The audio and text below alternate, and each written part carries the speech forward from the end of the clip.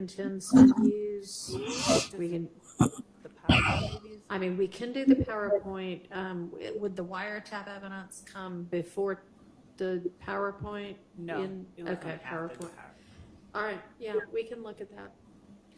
So everybody should have the kind of revised PowerPoint, I guess, that the state provided over the weekend, I think.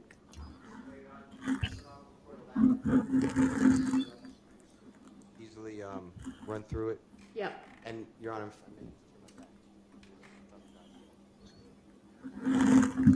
And so what the state sent over at this point would be, y'all have taken out everything that you don't intend to use. So the hope is for y'all that all of what you provided is usable, and we'll sort that out. All right. Yeah, so if somebody wouldn't mind, I guess, just giving us kind of a slide by slide.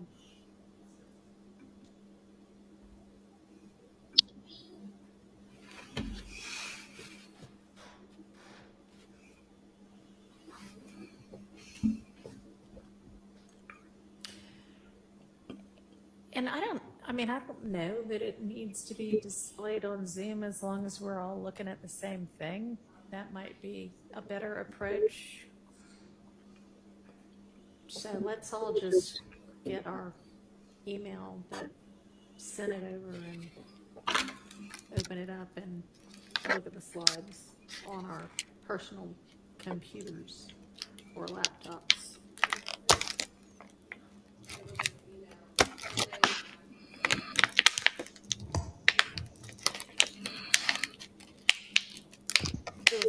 Since Sunday at 9:50. Right. And was it a Dropbox link or was it an attachment? Right. So the attachment with the PDF. Okay, right.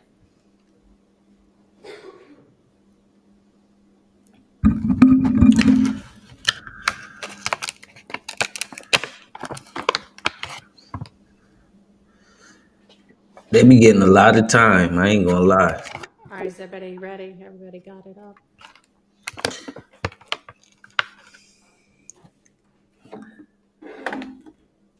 Like, I don't know how the state could be so unprepared. Yes. Okay. All right. Slide 1, I don't see how the state could possibly need that slide.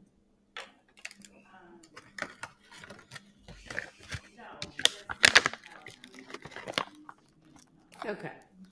Slide 1's out. Slide 2. This is just sort of.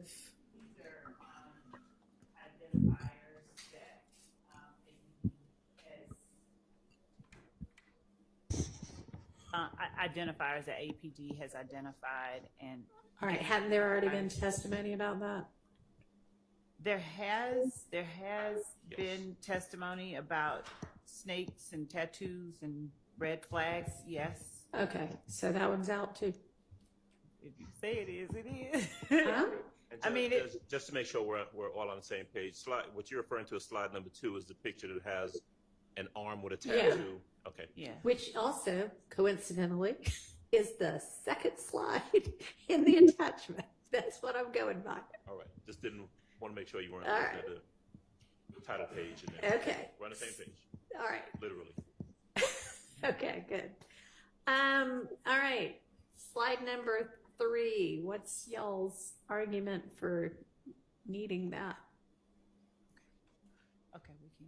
Because we've still got some language on all of this too.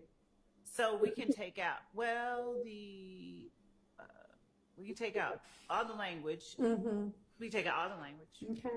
Yep. Can you take this? John, may we be allowed to remove the Mondo board, the IT department? Yes, that would be wonderful. We're not going to use it, so out it goes. So y'all go ahead and, yeah. Not right now. Okay. What about these 5 pictures? So the pictures, Judge, are just as he's talking, he would.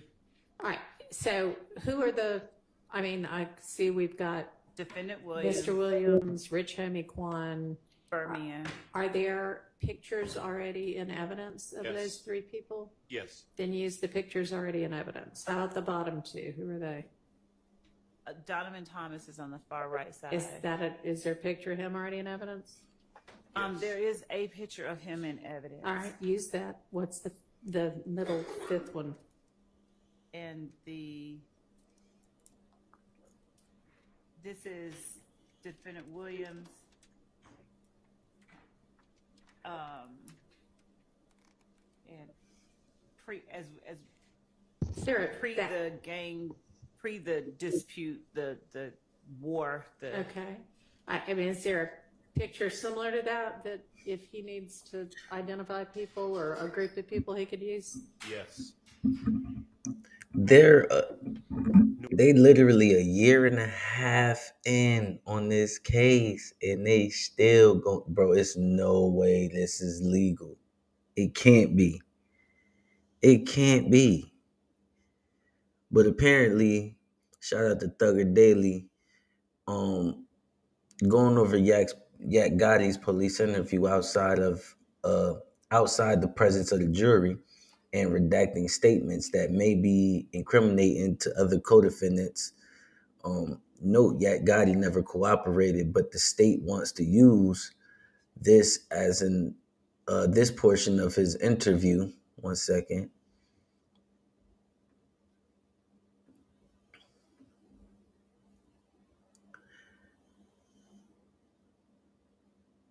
Of his 2015 interview. So apparently they got a video. Well, when Yak Gotti was arrested in 2015, they want to use a portion of that, but apparently it was already thrown out by Judge Glanville because I just don't, mind you, the statute on a lot of these crimes that they being convicted on is over 5 years, and that's the statute in Atlanta. So I don't understand, like, how are they even, man? It's just looking a little suspicious. A little suspicious.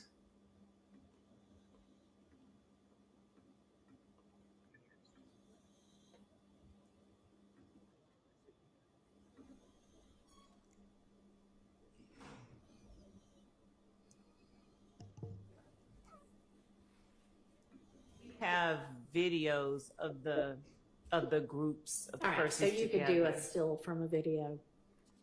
We Okay. can. All right, how about slide 4?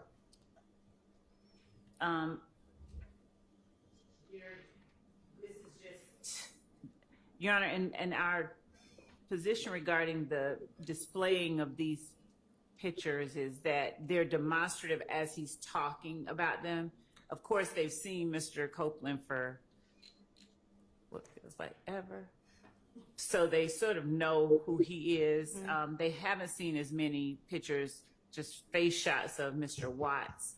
So they're not, we would just put forth that there's, Is there a picture of Mr. Watts in evidence? Yes, but there they're is. demonstrative. Look kind of similar to this? So the reason that we would ask that the PowerPoint photos be allowed to be kept in is they're demonstrative. These are clear face shots of who they are talking about.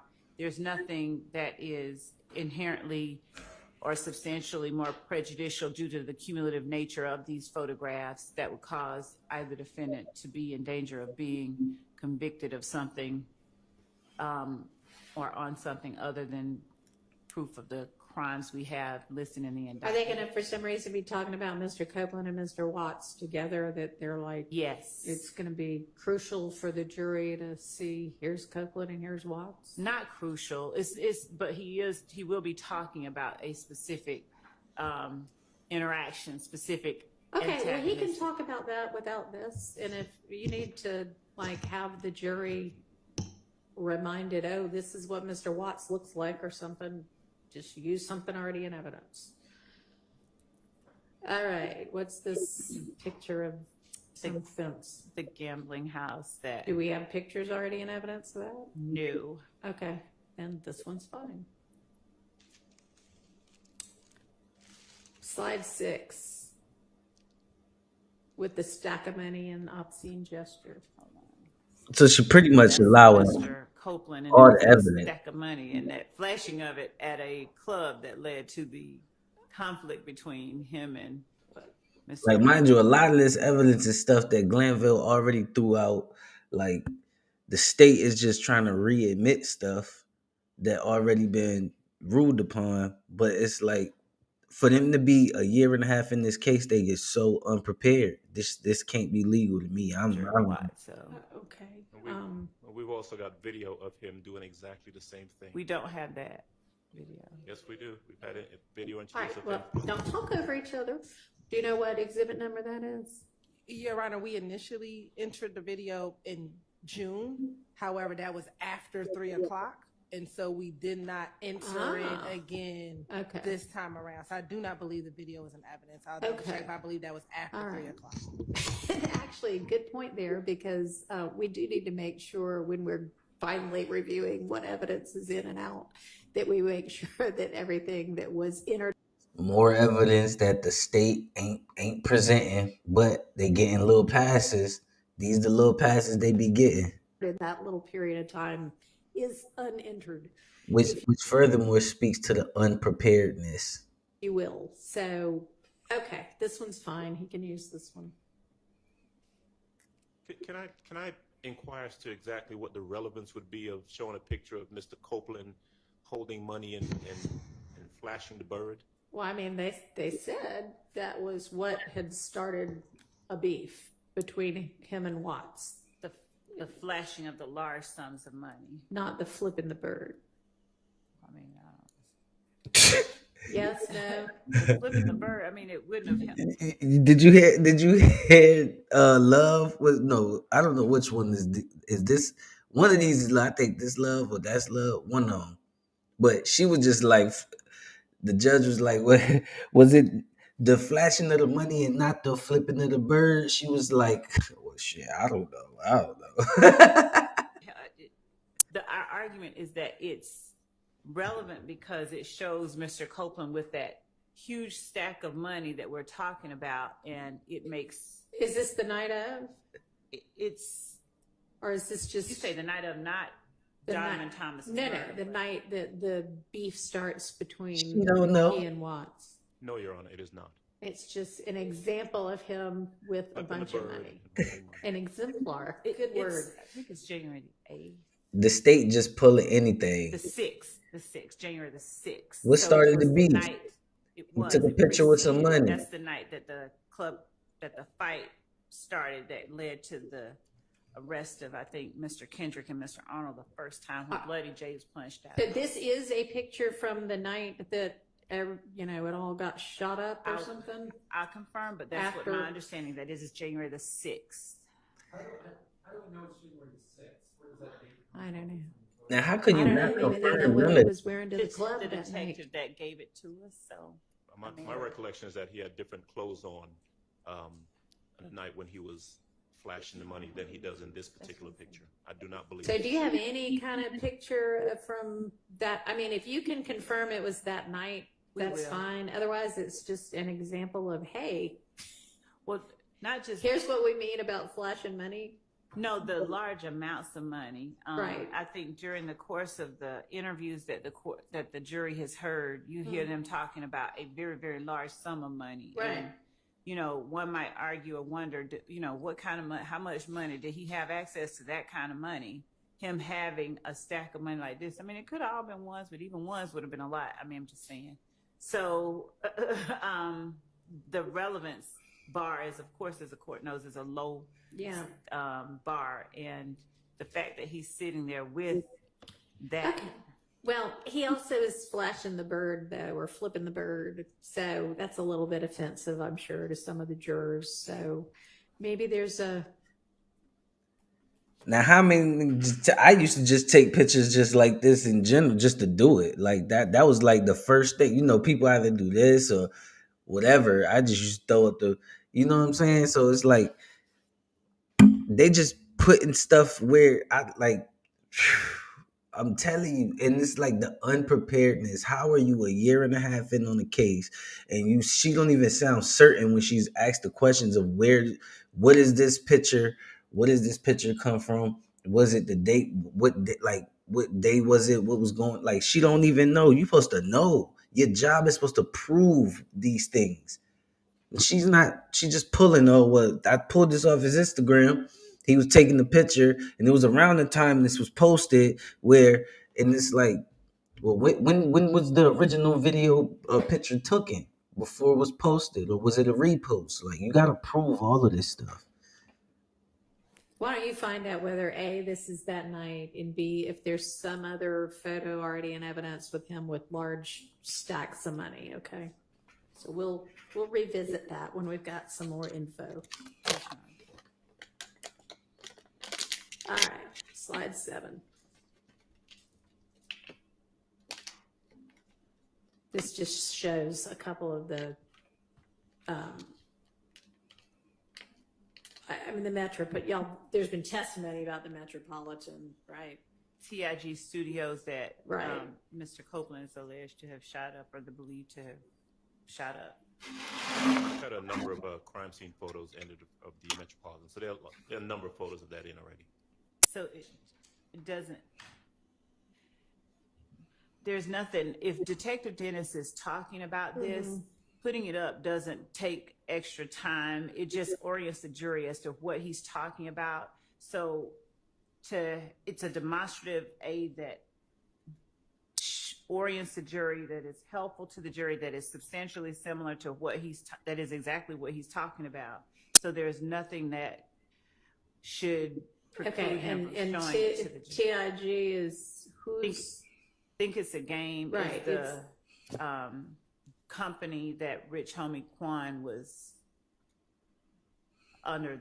That Think It's a Game Studios is inside that building right there. This one's fine. All right, moving on to slide 8. So this is several pictures of Mr. Thomas. Dang, got me thinking that all the little TIG intros when they be talking about the haters that they talk about YSL. That's crazy. We definitely do not need the Club Crucial Will Always Remember You part of that. Okay. And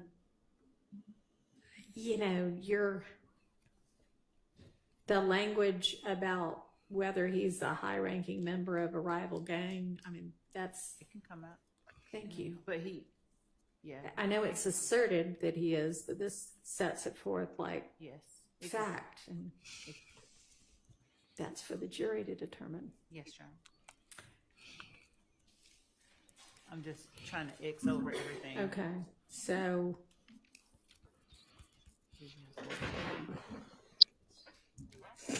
So if y'all ain't noticed, the judge just called out how the state be trying to implement their evidence as if it's already like fact, when it's not fact. That because, like she said, the jury has to prove whether it's a fact or not. But the way she trying to admit the evidence in is as if it's already factual. So it's like trying to put it in the juror's mind that it's a fact when the juror has to be able to listen and determine for themselves. But that's the little slick stuff the judge be having to call them on a lot. those 3 pictures basically of Mr. Thomas and some of his Brothers, family. Well, whomever. I would object to the pictures of the pictures period. I don't know what the relevance is and what a jury would need or how this would aid the jury in understanding any testimony from Detective Dennis to show pictures of him and various individuals just standing around. So, do you want to elucidate us on that? Okay. So they won't use that one. Tell me what it is. I don't know. See, they coming up with All the right, BS slide now. 9.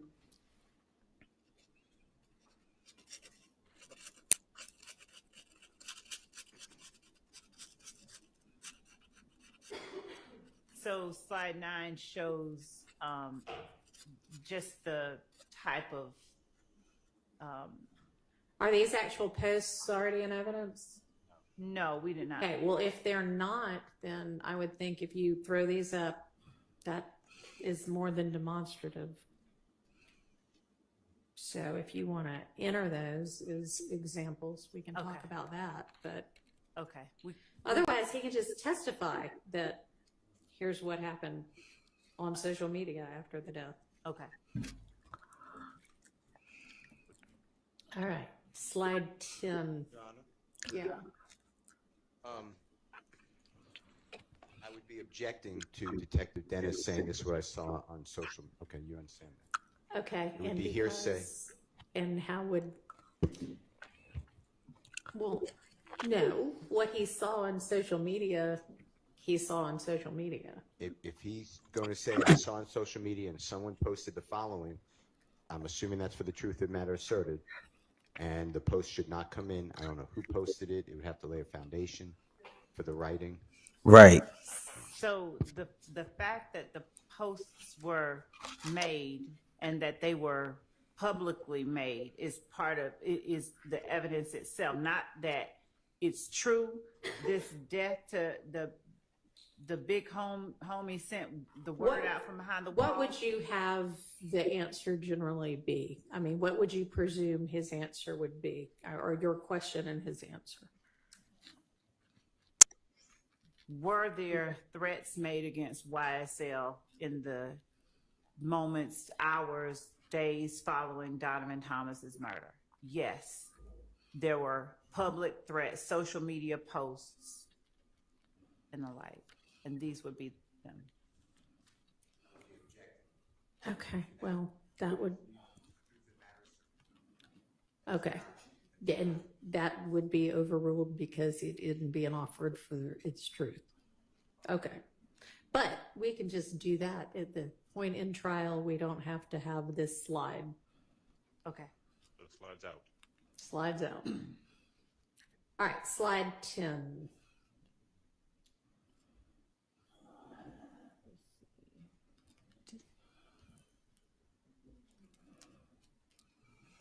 Tell me, I guess, what I'm looking at and why he's going to be using this.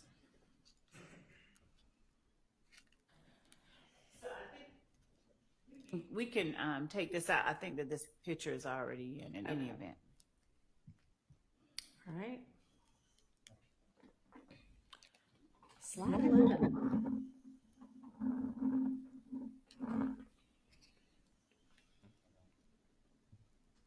There's a lot going on this slide. There he is. He can testify about that. It's basically it's Mr. It's the services of the victim in this case, so he can testify about it. It's a good question. Victim impact. What would be the relevance of how, many people were moved by his death?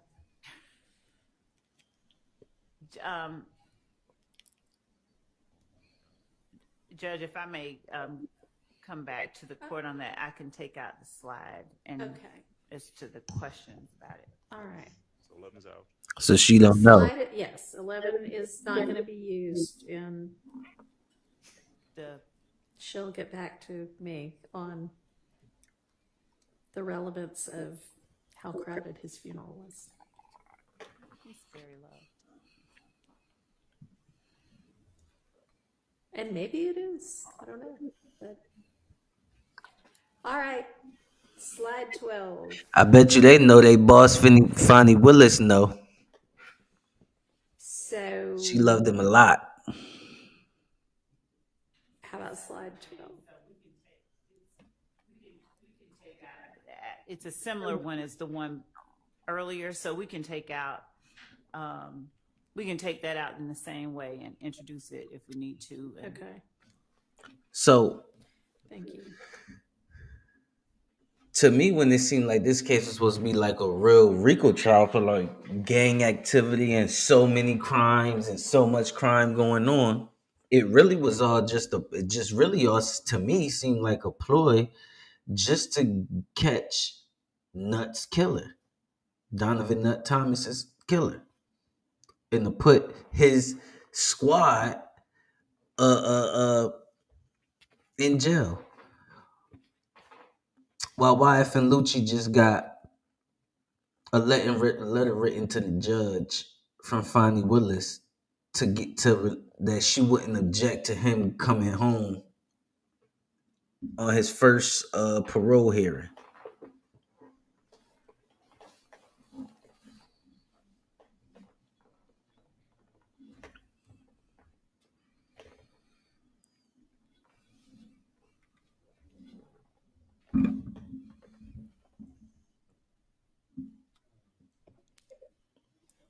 Is the picture with the placards from obviously some shooting already in evidence? I don't think this particular one is, but it will be. We anticipate that this will be admitted in evidence. If you want to present it to him and ask him about it, that's fine. Okay. Add the second one on there. Do y'all intend to have him talk about that picture? We can take that out. Okay. All right. So then 13 essentially won't be used, and you can, if he can identify what's the crime scene photo, then he can testify to that. Okay. Number 14.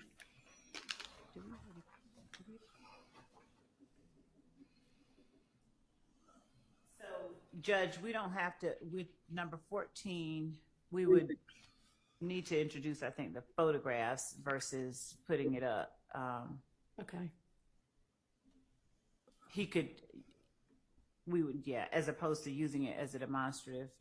Okay. And I mean, if they're already in, then obviously if he needs to testify to them, he can. And if they're not in, you need to be able to, obviously you need to be able to lay the foundation. Right. But, And we may just get, some of the ones that are, as the court has already pointed out, some of the ones that are already in and put them on just to use those as our exhibits with him.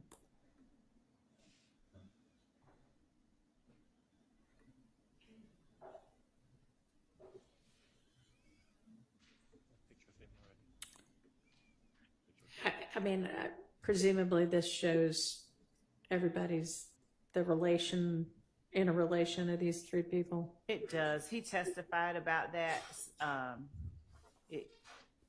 But this is just like putting faces to the names and sort of family diagramming, and I think we actually did that earlier. So it would be referring back to something that's already. I'd be objecting, Your Honor. The mother. If I interrupt, I apologize. If the mother of Mr. Thomas testified to family relations, the father of Mr. Thomas testified to family relations, and Detective Dennis testified. Now, he may not have, actually. He may not have. So definitely the parents, the mother and the father, I would be, it's just repetitive. Okay. Sounds like she doesn't intend to use this anyway, upon further reflection. All right. Slide 16. This is the boring stuff, y'all. They're just going slide by slide, trying to figure out which evidence is going to be admitted and not. But the judge seemed to be admitting a lot of evidence, like a lot of. Still have a current intent to use this. Even stuff that Glenville already ruled on. We could not use 16. Okay. Okay, 17. 17.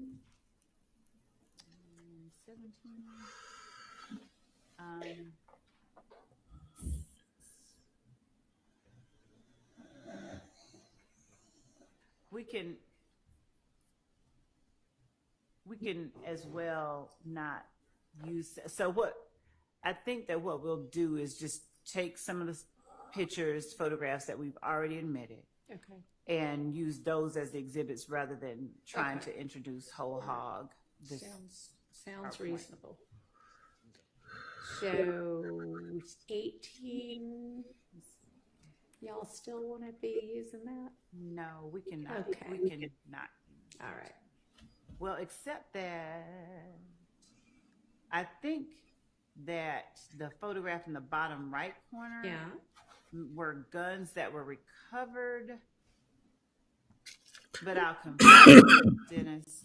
I won't need the.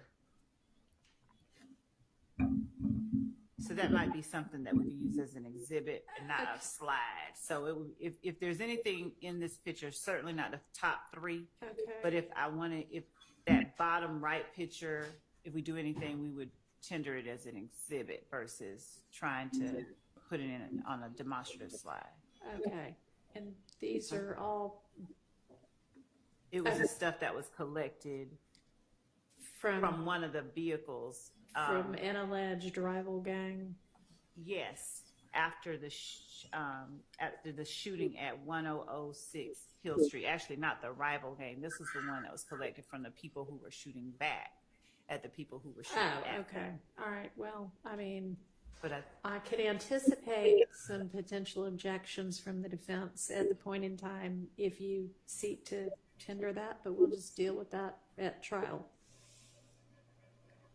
But don't be surprised, because I certainly think if I were the defense attorney, I might have an objection to it. I think they wanted this part in because this Oh, is from well, the we'll other see. side. This is We'll the see guns what the from strategy is. from the other side. We'll see. Okay. Okay. That's what makes trials interesting. So 18 is out. 18 is out. 19. 19. We have not yet introduced that photograph, but I think that we've. The one on the bottom, or Yes, okay. the one on the bottom. Part of that photograph is part of what was talked about in the interview with Mr. Copeland that has been shown to the jury so far. So we could definitely take out the words. We'll do whatever the court instructs, but that photograph we can introduce it as an exhibit if it has not already been admitted, and we cannot publish the PowerPoint slide. Okay. And in that vein, Judge, with respect to, since we're going through it like that, rather than introducing, no, I think maybe we should. I was going to say rather than introducing the whole thing as just here's his demonstrator that he's using, since we're cutting it up and using parts of it, rather than saying, okay, we're going to use this, we won't use the PowerPoint. Right. We'll use exhibits that either have been admitted or that we tender through Okay. him. All right. And so that'll be true for the rest of this. Yes. Okay. So the whole PowerPoint's out. Well, Am I hearing that correctly? we won't use the PowerPoint. Yes. She's just saying it's going to be easier not to. Because, I mean, I would imagine he's probably kind of like press play and he's like, here's what happens in slide 1 and slide 2. And if he's not doing that, then it might be easier to do it another way. Right. Okay. All right. So then I guess as for the rest of it, we can keep going through with regard to the pictures themselves, or you can just, if there's some if there are some pictures depicted within the slides that the defense thinks are particularly egregious or objectionable that you want to go ahead and alert me to, that's fine. Otherwise, I guess we'll just see what happens at trial. Your Honor, Yeah. wouldn't the same rule that your court said the state now will give us what they believe they're going to introduce as an exhibit through Detective Dennis, and we could raise it with you? Yeah, that would be helpful. I mean, you're going to want to take a look at this and then decide what you actually want to use. So once you kind of narrow that down, if you'll just let the defense know which ones you actually want to use, then they can raise any kind of objections that we could get taken care of outside of the presence of the jury beforehand. That's fine. So Thank you. Can I just make an observation Sure. or an objection? So before this honorable court took over, there were lots of objections as to it was Detective Dennis allowing to say his investigation. So not a witness came in, the crime lab person didn't come in, just he was allowed to say, I learned of, and these CAD reports, I objected to everything on confrontation clause and hearsay, and the former judge denied it, so it all came in. I think the state, is about to do the same thing with the same witness, and I will be objecting again. And I also have this section. I'm looking for Georgia cases. Okay. It says, this is, I have a couple cases. This is United States versus Nguyen, Nguyen, F, that's wrong, 504 F 3rd, 561, 5th Circuit, 2007. Thus, while summary witnesses, which is what I call Detective Dennis, may be appropriate in complex cases in certain circumstances, they are improper for introducing evidence that the jury has not previously heard. We repeat our admonition that the government may not use summary witnesses for inappropriate means. While such witnesses may be appropriate for summarizing voluminous records, as contemplated by Rule 1006, rebuttal testimony by an advocate summarizing and organizing the case for the jury constitutes a very different phenomenon, not justified by the federal rules of evidence or our precedent. So, to me, this is what I call a summation or a closing argument, and I know that the court struck it, so I don't have the same exact summation as my motion to exclude this, but this whole thing is a closing argument. This is PowerPoint was a closing argument. I understand it's no longer like that. It's dismantled, and now we're going exhibit by exhibit and rulings. But my point to the court is, if you can just, I'm not asking for an advisory opinion, but this is going to be, there are 2 Detective Belknap, 1 Detective Gaither, maybe 2, but 1 Detective Gaither, I remember, 1 Detective Dennis. They've all been over objection, qualified as experts. They're on the exact same situation. And now we're going to replow. Detective Dennis already testified as to the alleged back and forth. He already said all this. Okay. So did Detective Gaither. It's all over objection. But I would object that it comes in now again. All right. And what would be, what's he going to be talking about new? Why are y'all presenting him again? So because he's sitting through some of these, specifically some of the interviews that we were talking about, some of the actual shootings that we're showing the evidence of, like on April the 28th, the Hill Street shooting.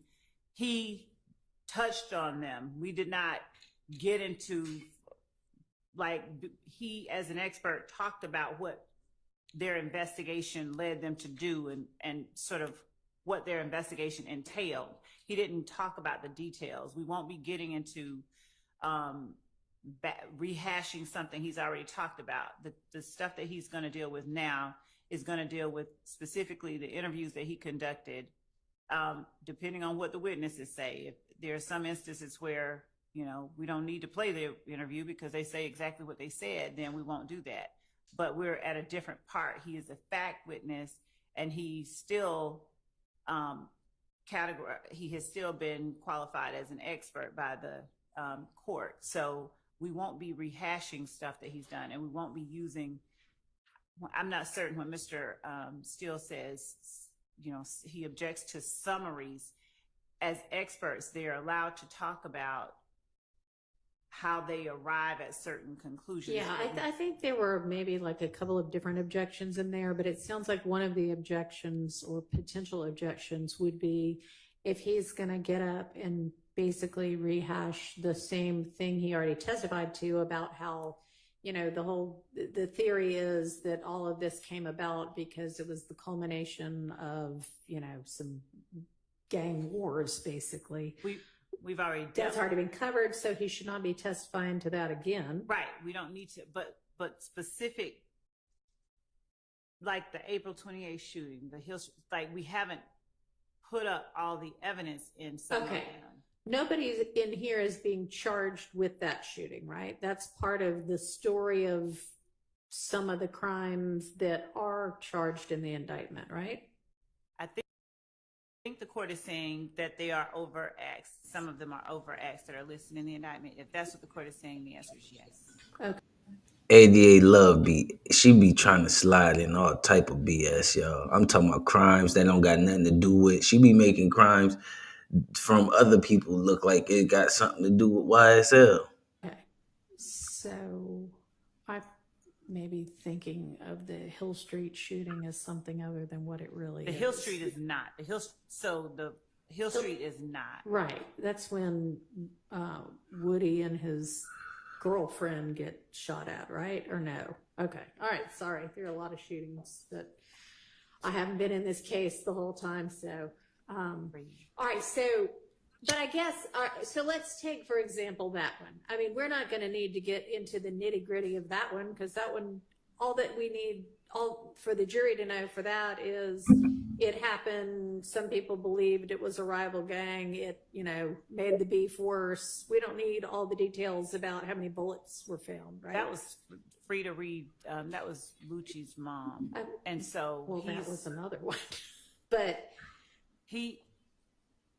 so the overacts connect that shooting with the ballistics from that shooting. Okay, so for that reason, that might be relevant. And Lucci's a central sort of opposition figure in the whole. Well, I guess I'll just have to take them as they come. But we do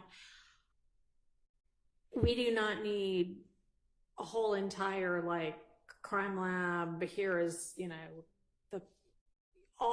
what you would put in if you were the state prosecuting that shooting, when that is not an overt act and it is just something that happened along the way that's part of the story. I don't want us to be having a mini trial about that. And we've scaled back everything in the indictment, even like we were saying yesterday with the Rodelius Ryan murder. We've scaled everything down like that, so it's not to. So are there other objections encompassed within what you just said, Mr. Steele, that I need to be addressing? I don't see why Detective Dennis, through his investigation, is allowed to say, oh, there was a Hill Street shooting and this was gang related, or this was done by this gang in retaliation of this.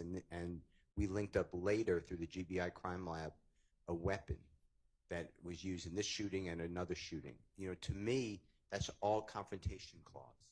And the investigation doesn't matter. They could have done the greatest investigation. What matters is that the state put up competent evidence before this jury to determine the charges and the elements in the indictment. So to me, it doesn't matter what their investigation was. Now, I have challenged the investigation that they did not verify or corroborate. I have no problem with that, saying, well, I did verify and bringing in the witness, or who the witness was that they spoke with. Maybe not what they said, but what happened last time with the predecessor judge was, over objection, Detective Dennis and Detective Gaither was able to say, oh, we verified that this happened in relation to this, and this happened because of this, and this started a chain with this. And this whole thing started in the fall. By September 2014, there were no witnesses here. Okay, well, I mean, that's the subject for cross-examination then. It's hard to cross when I have no reports. I have no expert report. I don't know who to interview to say, no, that's not true. I never told them that. In fact, I told them something different.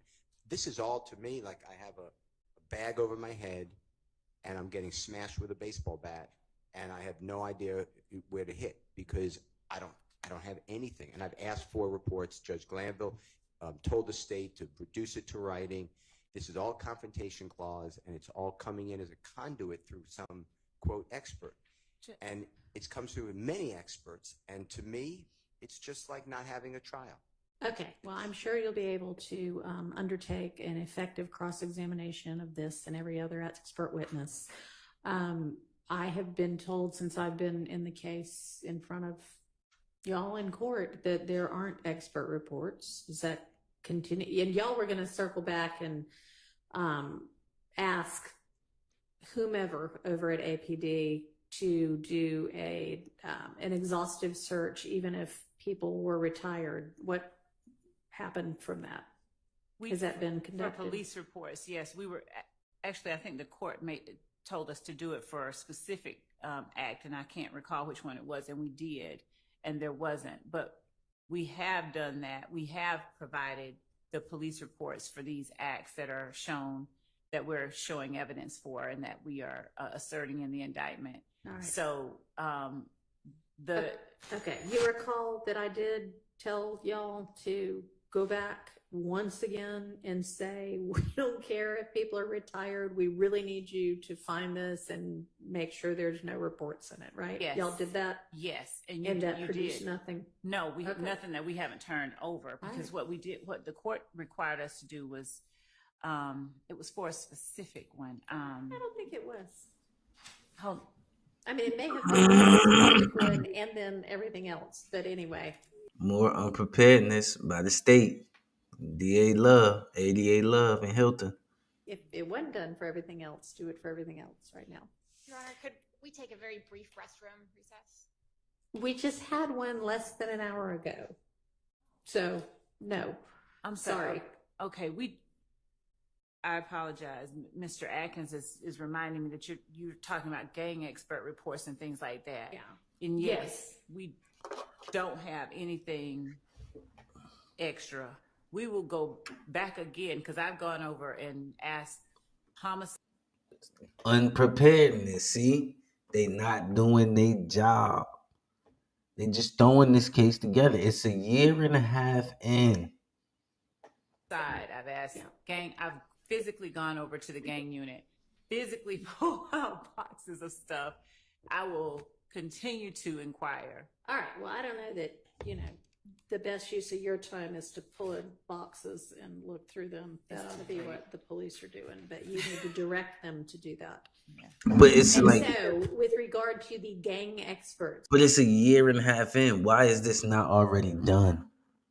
Why are they going through? Like, come on, man. They getting all. This got to be illegal, bro. They just playing on this. Mind you, this the third judge.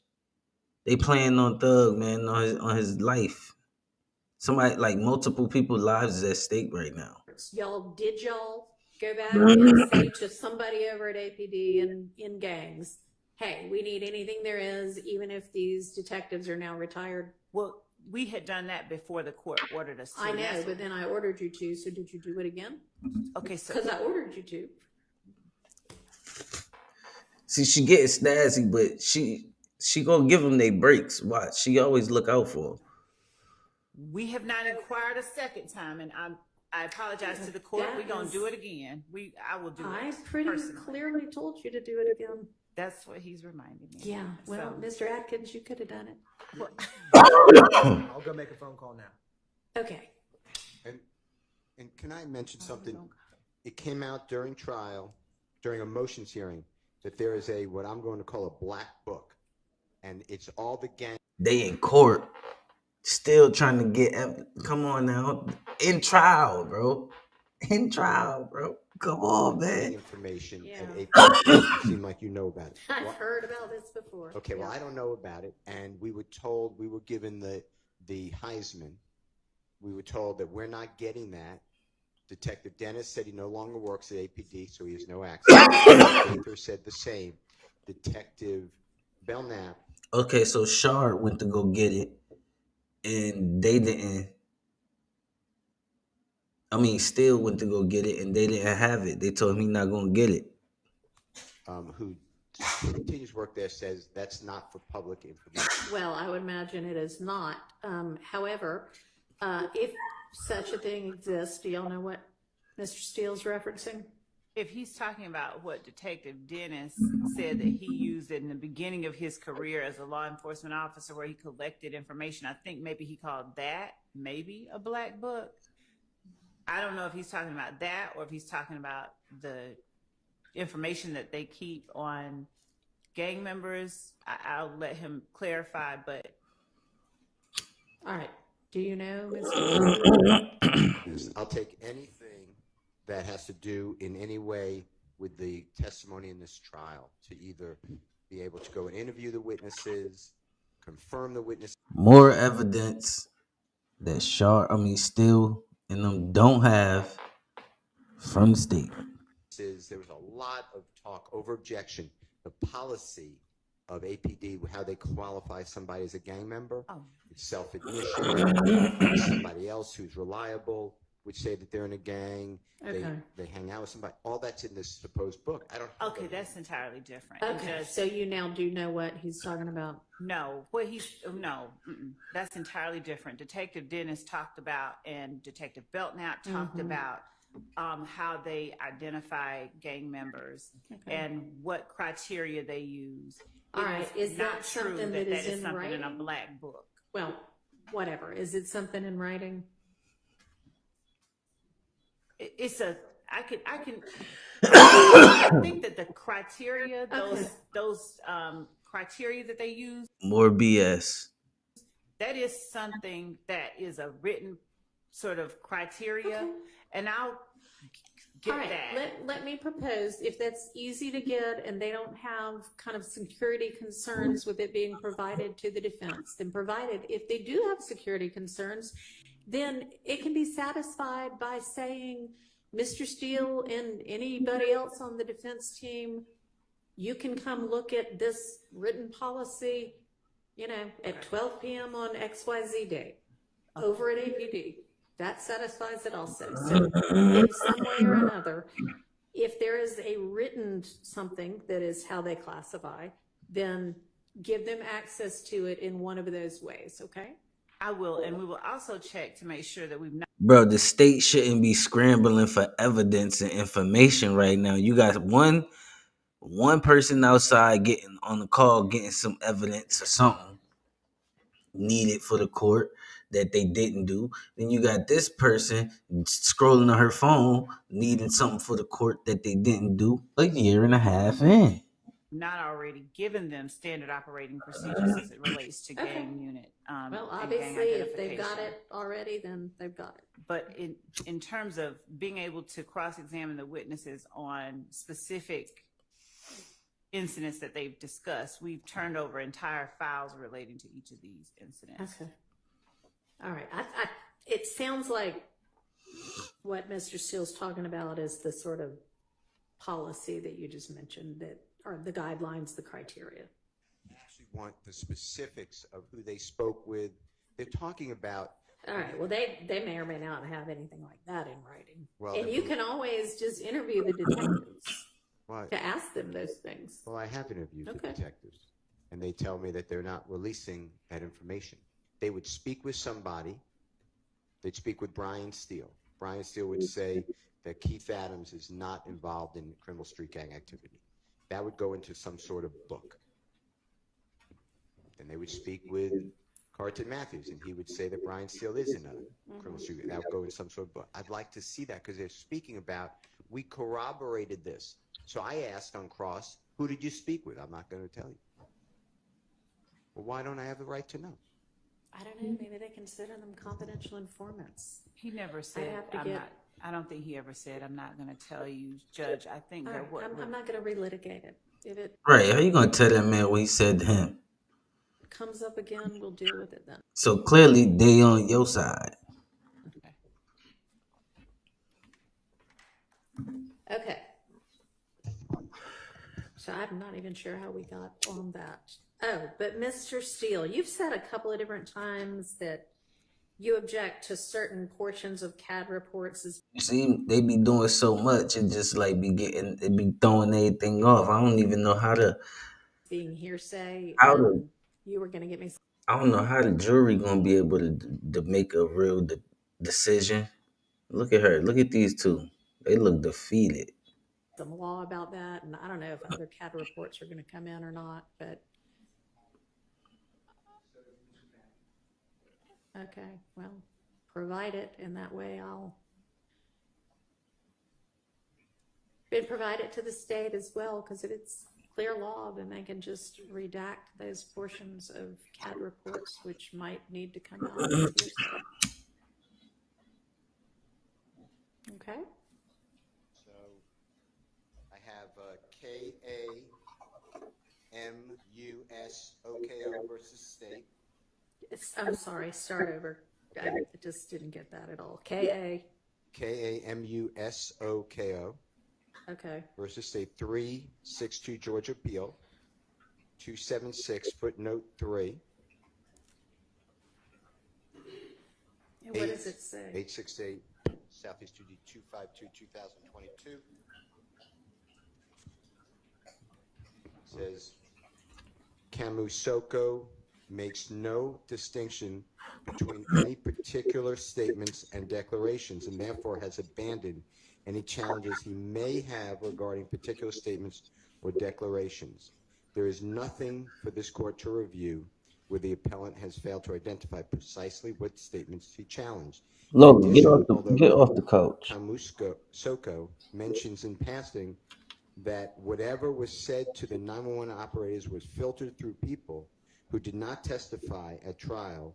He fails to include either citation to authority or meaningful legal argument that the CAD reports were inadmissible because the 911 operators or other persons writing down the declarant statements did not testify at trial. He therefore has abandoned appellate review of any challenge to the CAD report on this ground as well, and that ground is hearsay and confrontation clause. It's in Division 2 of that opinion, but I read from footnote 3. All right. So, I mean, that doesn't establish that if objected to, it would have been an objection with merit. It's just saying, hey, you're raising it on appeal. You didn't raise it below. We're not going to deal with it. But it's right. But the So, CAD report okay, could maybe be you could come up with one that instead of saying this is a potential issue, says, all right, here's the issue, and in addressing it, here's the law on that. Can you try to do that? Thank you. All right. Okay. in this case in Division 2A, All right. where the footnote 3 is. Okay. And what the court said was it's admissible under an excited utterance of hearsay. It's Yeah. hearsay with an exception. Right. So Okay. my point is, some CAD reports they don't identify an emergency situation. So they're identifying a past event. So that would be a confrontation. Okay. Well, then you'll just, It depends if you on the plan CAD. to make that objection to every CAD report, then give me the CAD reports Right. and I will make a ruling. That's right. All right, let's do that. So that can be on the agenda for tomorrow. Okay. Thank you for clarifying that. I do realize that there might be times. I just thought y'all had some kind of blanket. This part of a CAD report is always out. And that is not what we have. Right. It's like a Okay. 911 call. It just Yeah, depends no, on- I'm clear now with what you're saying. All right. So we've done the PowerPoint.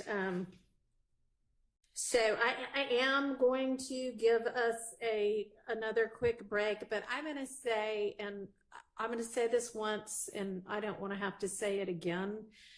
And this is kind of what you say to little kids when you're on a road trip with them, is if we're taking a bathroom break, even if you don't have to go right then, if you could hold it for another 40 minutes, just take the opportunity to use the restroom so that we don't then 30 minutes into court again have to take a break because now you can't hold it anymore. Okay? All right. So we'll have a little recess.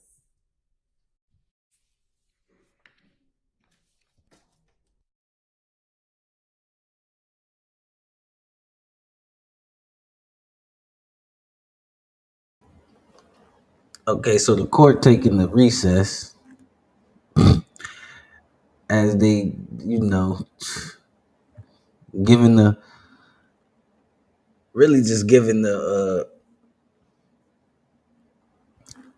the state time to get their stuff together because they unprepared per usual. But let's see what the update says real quick.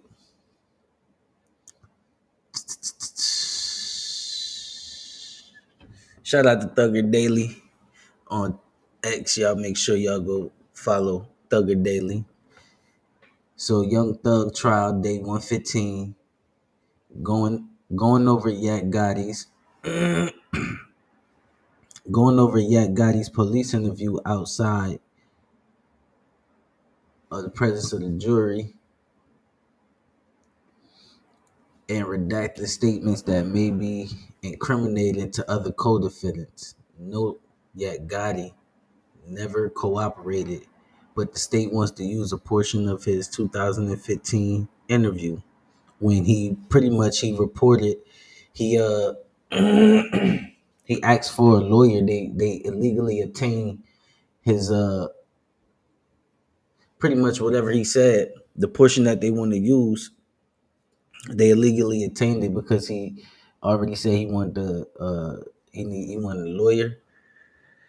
So the majority of the interview was already thrown out by Glanville because police illegally continued to question Yak Gotti after he asked for a lawyer. The state is seeking to admit the first portion under 2 hours of the interview. Any parts that may be directly incriminating to a co-defendant are under dispute in the Burton motion by Steele Shard right now. As Yak Gotti, okay, so that's what they got going on right now. They're trying to pretty much by stealing stealing Shard. They got a motion, and the motion is called the Burton motion.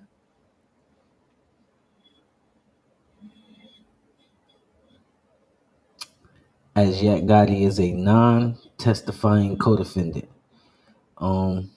A Burton motion, also known as the Aranda Burton motion, is a request filed by a criminal defense attorney or public defense to prevent a co-defendant's damaging statements from being presented to a jury during a joint custody trial.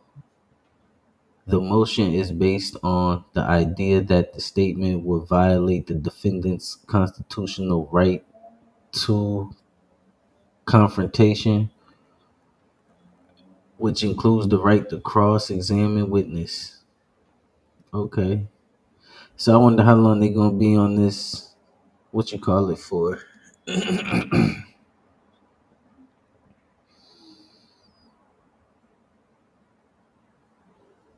When they be taking these breaks.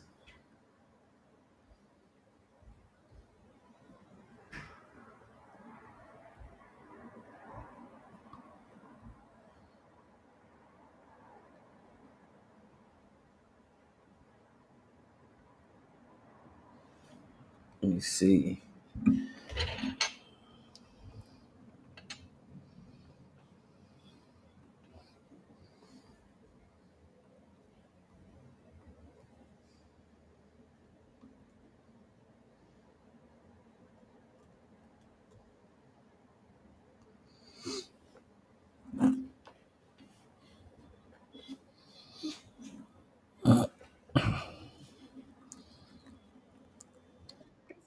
We about to get into some till they get off they little break. We gonna get into some this Trap Lord Ross documentary on YSL till they finish their break, cause you know they be the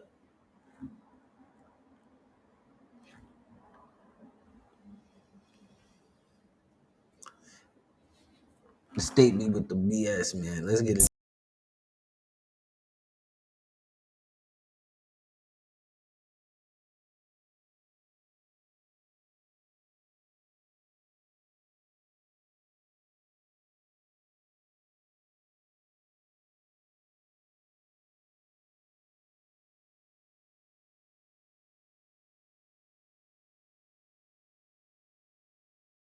arguably hip-hop's modern-day capital city. There's countless rappers to come out of the A, achieving legend status era after era. Back in the day, we had the likes of Ludacris and Lil Jon turning up the city with their shout and crunk-based rap bangers. As the game developed, we saw the likes of newer school trap rappers like Gucci Mane, OJ the Juke Man, and Waka Flocka, who went from trapping on Atlanta corners to their trap music booming out of the trunk of every passing car in Atlanta. T.I., Young Jeezy, Shorty Low, The Migos, Outkast, 2 Chainz, 21 Savage. There's so many Atlanta rap legends that the city might as well be a goat farm.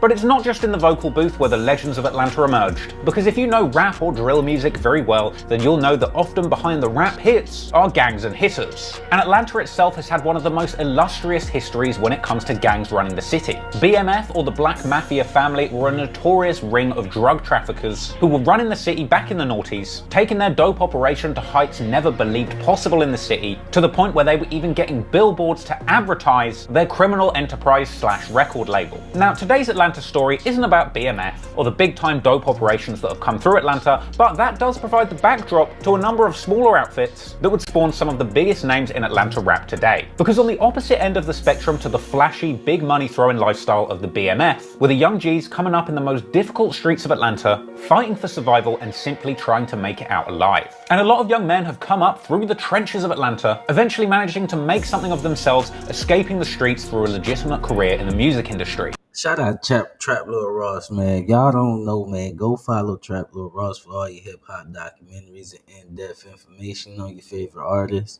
because he definitely put that work in. Let's continue. With some even being lucky enough to become chart-topping megastars and getting far away from the dangerous streets they came from. But the problem is, when you make it out of the streets and onto the Billboard charts, you gotta try and stay there. Today, we're gonna be telling the story of 2 rappers, both coming out of the slums of 2 different parts of Atlanta's Zone 3, with both rappers getting an opportunity to get out of the streets, going clear and making millions of dollars legitimately through the music industry. But unfortunately, by the end of this story, you'll see that one side would remain a little too close to the streets and sadly getting caught up in a jam at the very height of his career. This is truly a story of struggle, potential, and opportunity, and the sad truth that sometimes you can work your entire life for an opportunity that can be lost in a second when your past life comes back to haunt you. This is the story of the long and bloody feud between Young Thug's YSL crew and YFN Lucci's YFN crew, a story which has been kept pretty secret for a number of years, but through weeks of meticulous research, pouring through lyrics, internet forums, and news reports, so today I'm going to unpack and unravel one of Atlanta's most iconic and complicated beats once and for all. But before we get to that, a quick word from our sponsor. Let me tell you about Spades Royale. It's the free-to-play, friendly spades game. It's out on iOS and Android now. You can play... Young Thug is truly one of the most unique and talented rappers of the last 10 years. Endlessly creative, his enormous catalogue is packed wall to wall with bangers. Coming from the slums of Atlanta, making some of the greasiest trap music imaginable, over the course of a decade-long career, Young Thug ascended from the gutter, going clear and becoming a full-blown pop star. #1 hits with Camila Cabello, Travis Scott, and Drake have all cemented him as one of the most reliable hit-making guest features over the past few years, putting him well on his way to his personal goal of having 10 #1s. This year I want 10 #1 singles. If you don't freestyle and you actually work on the singles and record great choruses and develop your songs, yes. However, behind the iconic hitmaker is a harsh upbringing in some of the meanest streets of Atlanta. In fact, when Sway asked Young Thug where he was from, he had an interesting answer. Where did you come from? Like, what is your background? Like, man. Okay, what's the man? You got a Thug. You got to, you know. Well, you man, we that. Came from the streets. Okay. I'm like that. Them. Yes, Thug says that he is truly from the streets, having been shot at and being the shooter. I don't got shot. You know, everything that happened. It don't been both ways. Robbed, killed. You got shot, stole. You know, everything. All those people. And sure enough, here Thug is, in the trenches before the fame, toting straps, wiping his nose, and teaching infants how to throw up the blood sign. Right now in the trenches, keep pistols. Oh, like you know, you know, wipe your nose, nigga, no. Wipe your nose. Yeah. Big B. Big B. I know this shit. Little baby rolling. So, Thug really did come up in these streets. But what streets specifically? Well, Thug himself originally hails from the Jonesboro South projects, which were actually demolished in 2008. Young Thug described the slum-like project where he comes from in a Fader interview as nothing but roaches and rats. In fact, Thug has even referred to the area where he grew up as Little Haiti or just Haiti due to its crumbling resemblance to the developing nation of Haiti, with Thug even making a track called Haiti Slang and actually naming one of his own daughters Haiti. But even more significant in his music is nearby Cleveland Avenue, which intersects with Jonesboro Road, and thanks to Thug, over the years has become one of the most famous streets in Atlanta trap music. So according to Thug, Jonesboro Road and the surrounding areas are so rough they resemble an undeveloped economy. And with all that in mind, it's no surprise that Cleveland Avenue has been a gang stronghold for several decades. Sometimes referred to as Bleveland Avenue due to its long-running association with the Blood Gang, who famously replaced the letter C with B, you know, because they hate Crips so much. And Young Thug has apparently been associated with the Bleveland Avenue Bloods from way back. Hell, if anything, it looks like Young Thug really boned up on his blood homework, because he's known to throw up so many blood hand signs in quick succession that it might as well be sign language. Now they were that shit check. Gucci got rabies.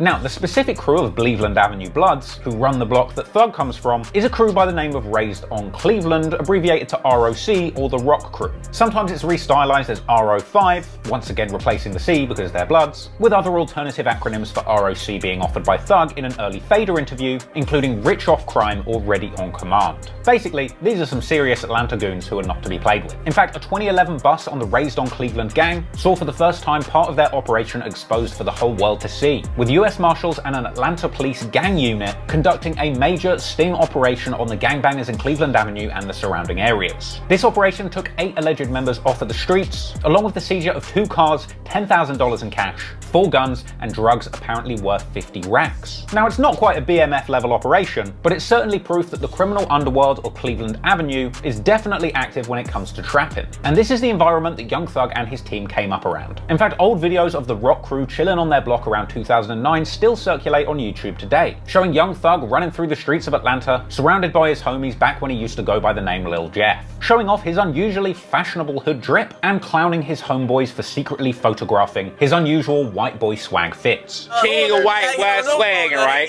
Stand on one time, let lady folks see what you're doing now. Straight out the goddamn.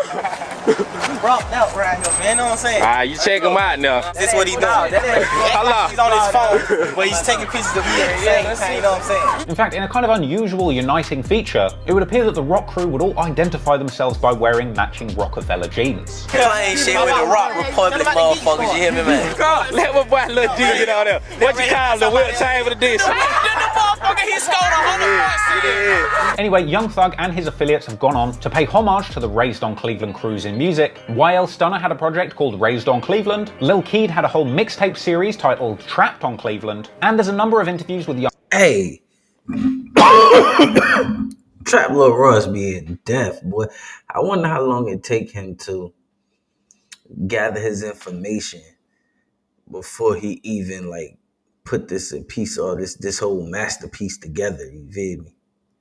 Young Thug early in his career, where he discusses being part of the Rock Crew, describing it as more like a family or even a religion. Now, at a certain point, the rapping guys from Cleveland Ave started referring to themselves as YSL rather than the Rock Crew. Now, if you ask the Atlanta police what YSL stands for, they would say Young Slime Life, an official set of the Bloods in Atlanta. But if you ask Young Thug, especially on camera, he'll tell you that YSL is his record label, Young Stoner Life. A totally legal enterprise that he uses to legitimately, as he says, hire hundreds of members of his own family. In fact, in a since deleted Complex article titled Inside the Snake Pit, The Rise of Young Thug's YSL Label, Young Thug explains how YSL operates unlike any other label in the music industry and is in fact a genuine family. Now, in this long, rambling and kind of strange article, we don't get that much of a substantial explanation as to how YSL conducts their operations very differently to any other record label, other than the fact that Young Thug seems hell-bent on giving legitimate jobs to his friends and members of his immediate family by the dozens. The article did go on to explain that after his 2014 single Stoner picked up steam in the industry, Young Thug got on the radar of big-time rap label 300. Now, at a certain point, talk of Thug getting his own record label came about, and weirdly, when it came to setting up his label, one of the only questions Thug really had for senior decision makers was, how many people have you made a millionaire? Thug would actually go on to say that he wanted to use his YSL label as a vehicle to make all of his friends and family millionaires. So he went on to sign his day one friends Gunna and Lil Duke, later on with the likes of Lil Keed, Lil Got It, and Yak Gotti joining the label, along with a number of other signees who aren't really that relevant yet. Now that article goes on to repeatedly describe YSL as a family, and most importantly going on to suggest that at this point,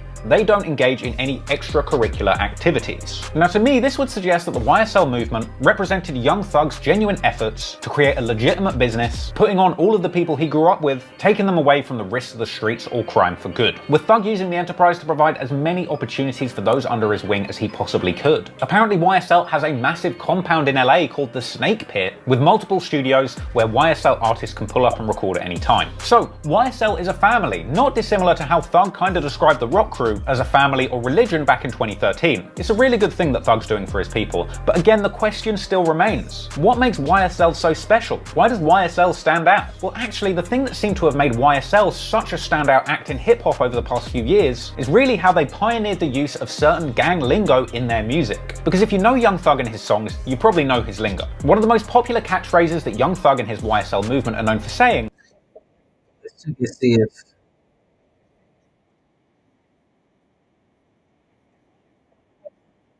Let's check and see if the court started again. Nope. They ain't start again.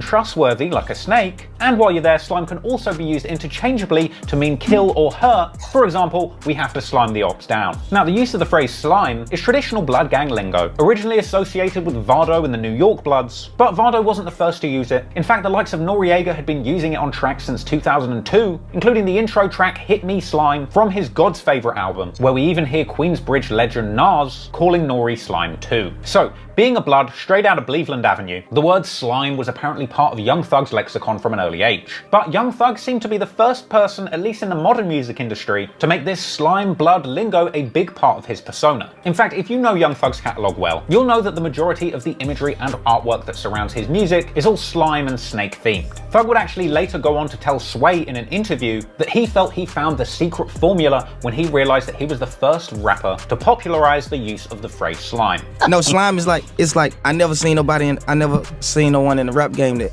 really named themselves or been so-called slime. Now, Thug explained to Sway that the meaning of the phrase slime was to mean untrustworthy. Xing out. It's like, okay, you and me best friends, me and you hit a lick, we get 20,000, I cuff 10,000 and be like, it's only 10, just like slimy. Slimy, slimy. But he also enthusiastically denied it being a gang term. So that's not a gang term or nothing? Nah. No? A gang? Gang, G-A-N-G, yeah, gang. No. Okay, The thing is, there's not actually that much consensus on the exact meaning of slime amongst the YSL crew. Lil Got It defined slime as another name for the Hey. Oh, it's back on. It's back on, y'all. It's back on.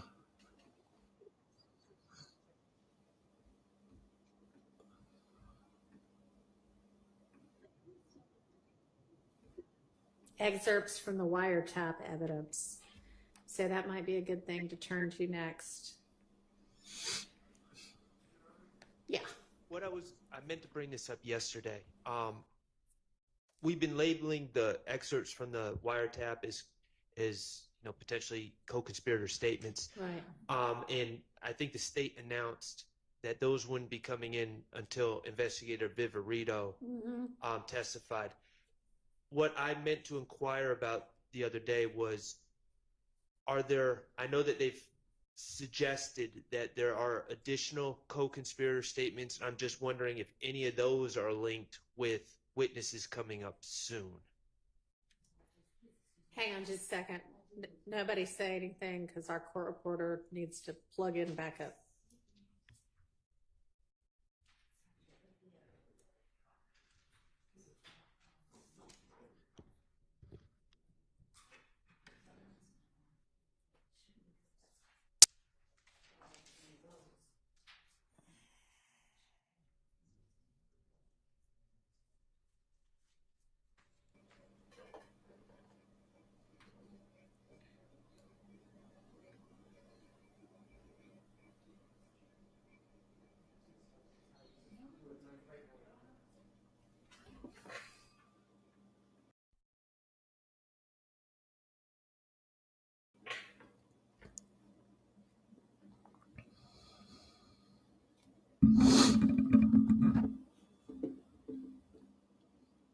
More time wasted, see?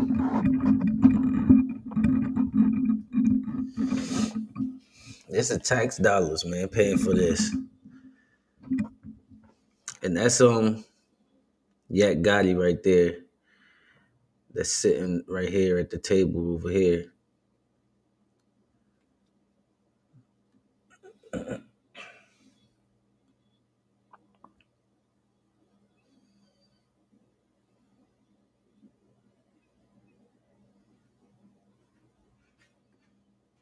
This Yak Gotti.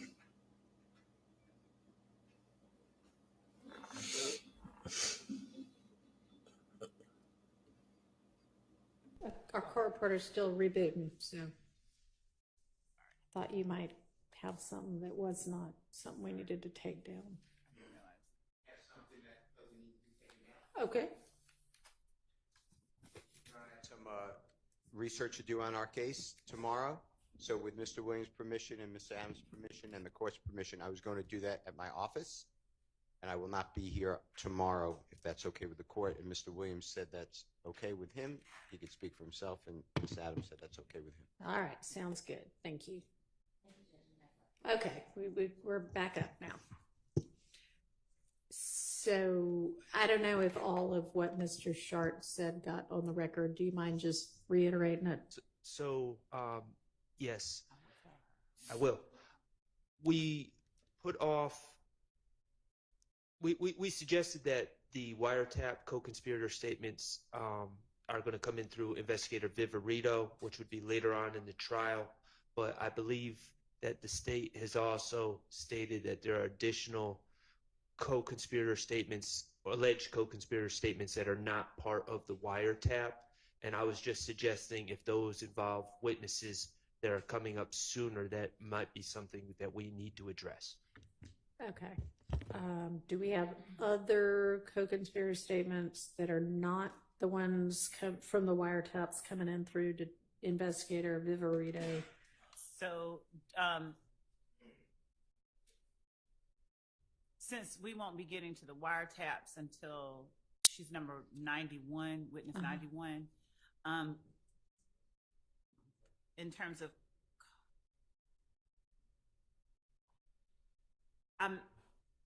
okay.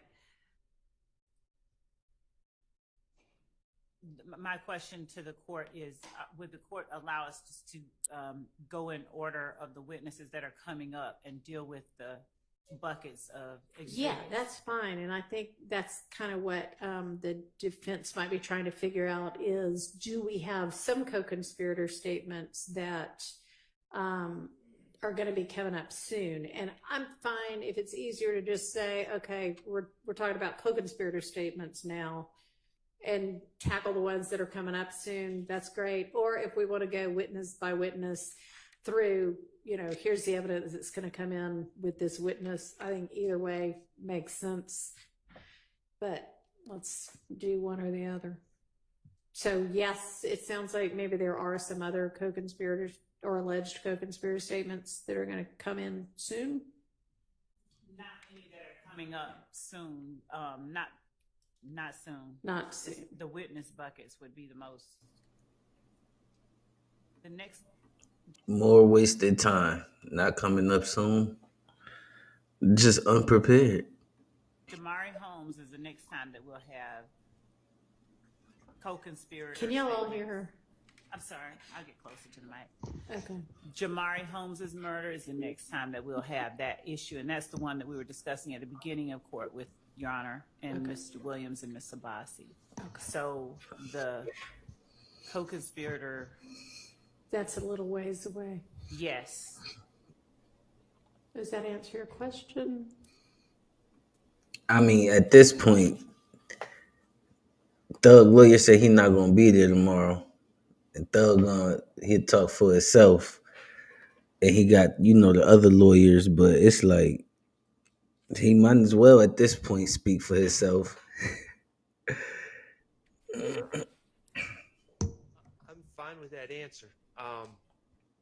As long as nothing sprung on us at the last second with these witnesses coming up, I'm fine with that answer. Okay, so they do have what those co-conspirator statements are, right? They just We don't need to litigate it right now. I'm sorry, I missed what the court. Do they have whatever the co-conspirator statements are, whether they're from the wiretap or a different source? Do they have them all? Do they have the evidence? And do they have all of them? Why she don't know the answer? She ain't gonna. They not prepared. Yes. And have they been identified as potential co-conspirator statements? Yes, Your Honor, for the most part. Just 1 second, I'm going to confirm one thing. Okay. She just said yeah, just to say yeah. She ain't sure.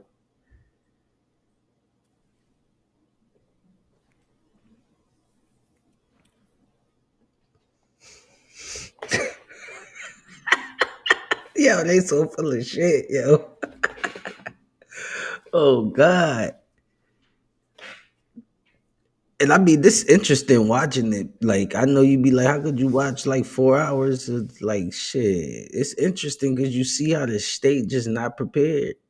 And the system is just like, and every judge is just like, it's like babies just holding their hands. She even has them going to classes. Like the prosecution has to take classes. Everybody just working super hard. The stenographer working hard. I ain't never seen the stenographer had to work this hard ever.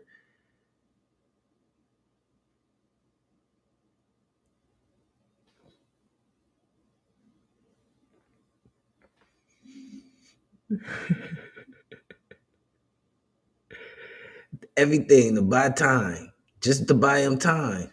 They not prepared, so it's like, oh, let's act like the sound messed up.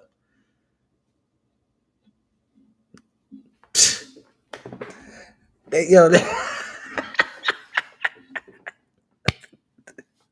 this shit is funny. Sprinkles folder. Oh, so all of a sudden the sound can come back in and everything good. Have potential co-conspirator statements in them.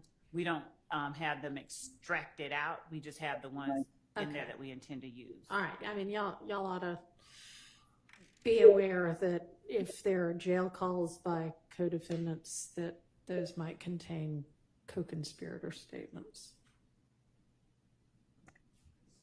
So that would be the only thing that might not be specifically identified. Is that okay? Again, she talking about the Aranda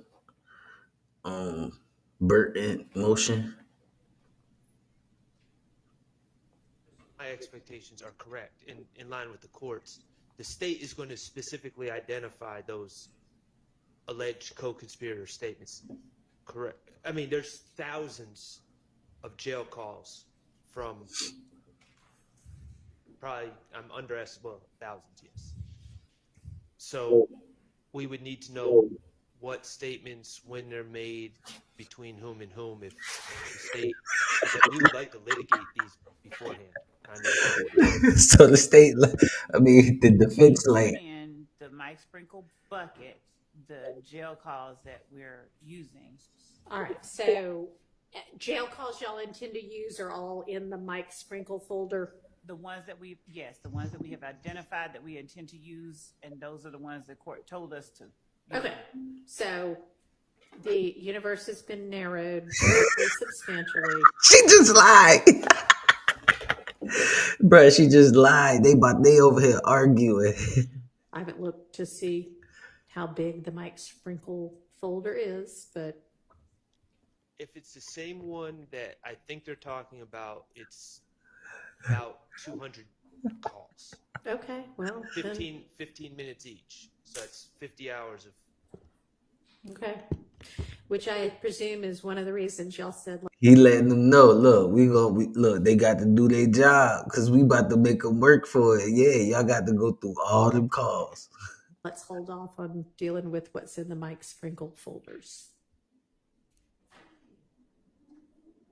So as the state, look here, as the state is itself going through the Mike Sprinkle bucket in further detail and identifies for itself the specific co-conspirator statements that it intends to introduce, please identify those as well to the defense. As soon as you know, let them know. So we have 14 in the Shannon Stillwell folder. We could start there since that is his client, Mr.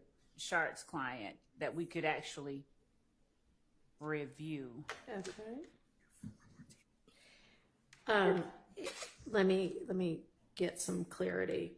So in the Stillwell file of jail calls, are those already identified? Just here the Yo, you gotta watch the intermingle beefing between these motherfuckers, man.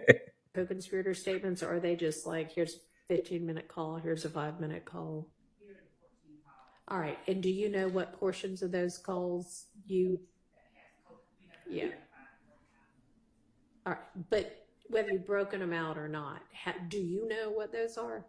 Yes, that's why we put those 14 in there. Okay, so if you can, if that's what I'm saying, is once you know, here's call from January 2nd, that is 15 minutes. I'm going to use minute 2.5 to 2.9. That's the part I care about. When you know that, let the defense know that. Okay, so if you know that already, instead of us sorting it out here live, give that, one of y'all sit there and type it up and send it over. They can look at it tonight. We can deal with it tomorrow. Okay? And similarly, She said, bitch, if you don't got that, you can see it. do that for everything else. All right? Okay.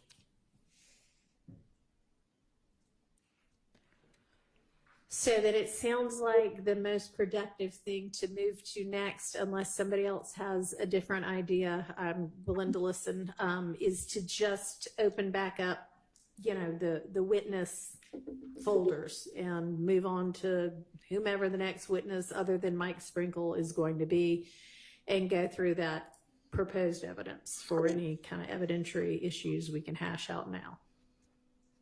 All right, let's do that.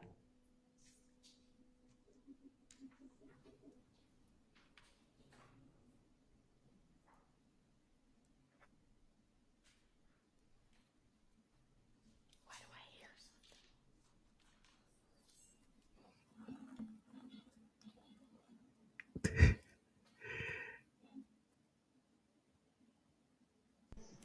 Dropbox link we were working from yesterday, that is the Dropbox link of the first 30 witnesses.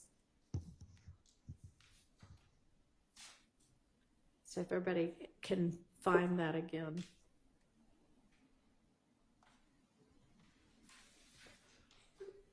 Bless you.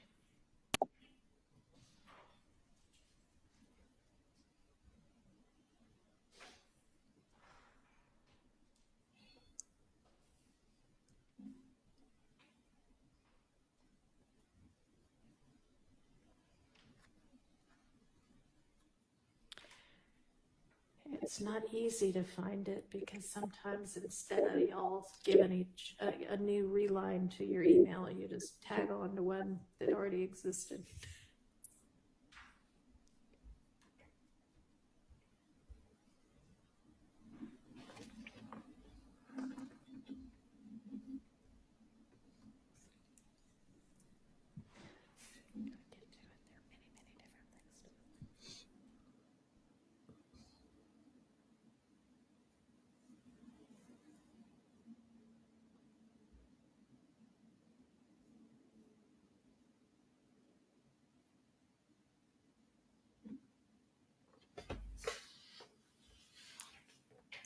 The 2024 email from Mr. Atkins. I'm pretty sure that's right, right?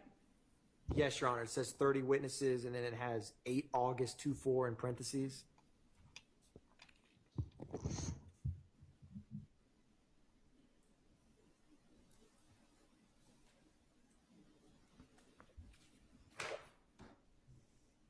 So they trying to find the folder for the cause, for the prison cause that they gonna use, but they still gonna have to go through them to All make right, y'all sure that let me know when everybody's there. they don't have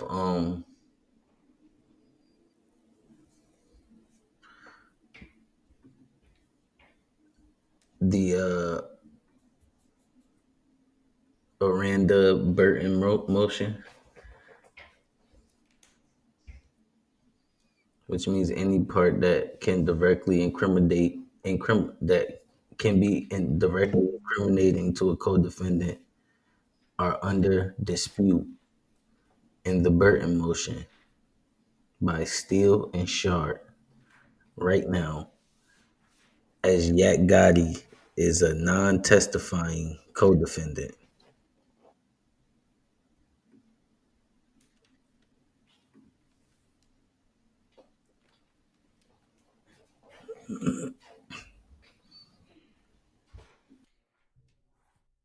Is everybody there now? Almost. All right.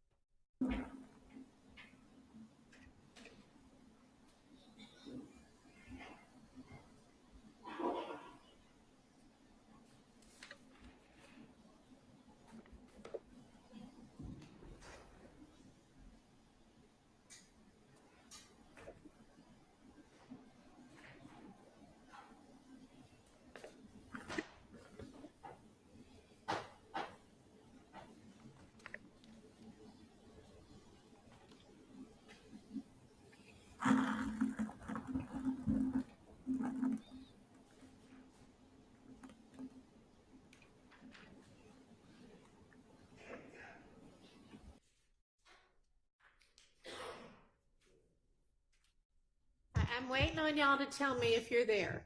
All right, is everybody there? Has everybody got the 1 through 30 Dropbox link up? We have the Kendrick has the folder. We have the folder. Okay, I don't know about you. great, thank you. All right, I've heard from 2 of the 6.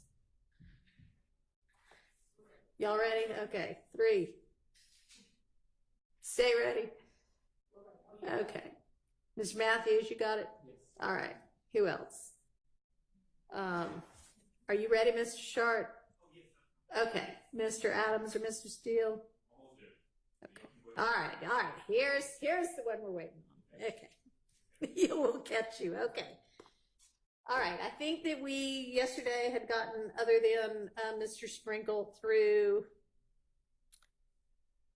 There was nothing with regard to any of the phone custodians, right?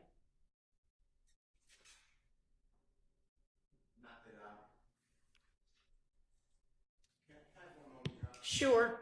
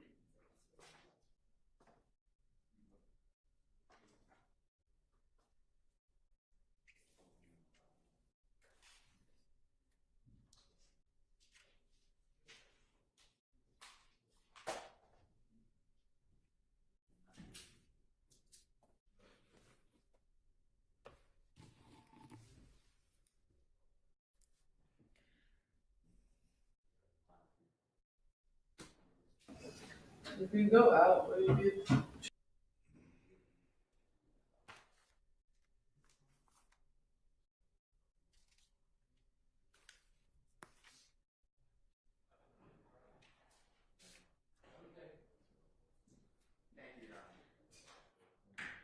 sure.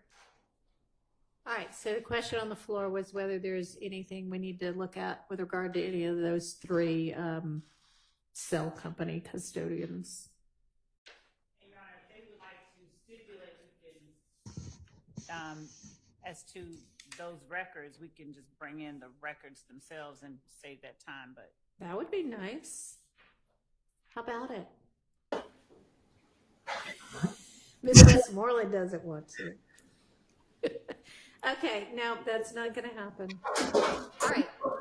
Well, so we'll have three more witnesses, but with regard to the evidence within those, any kind of motion and limine type issues we need to deal with on those?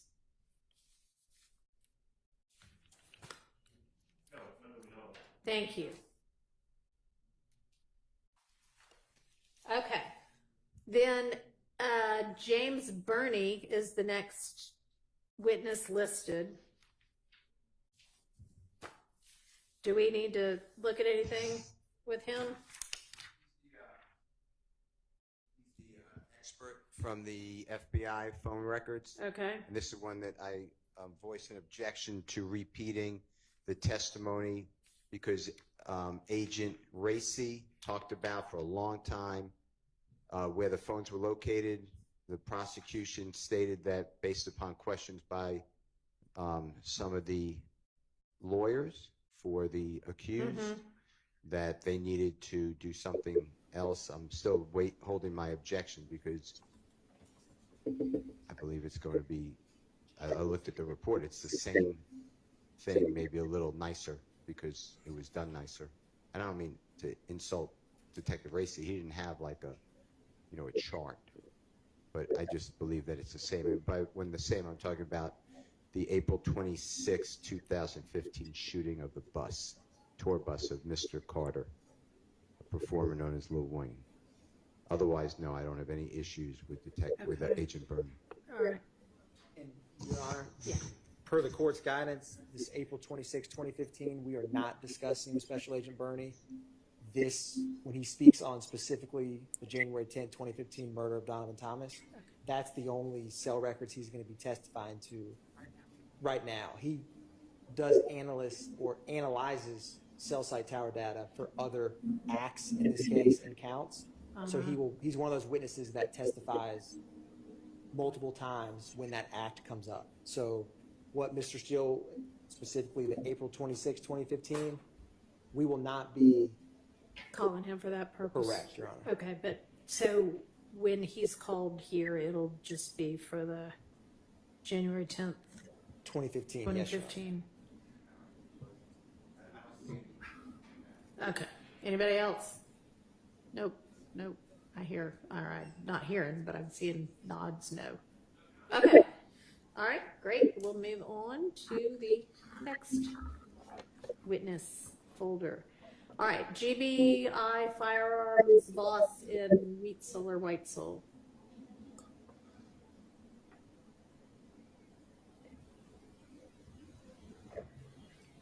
Any issues on those?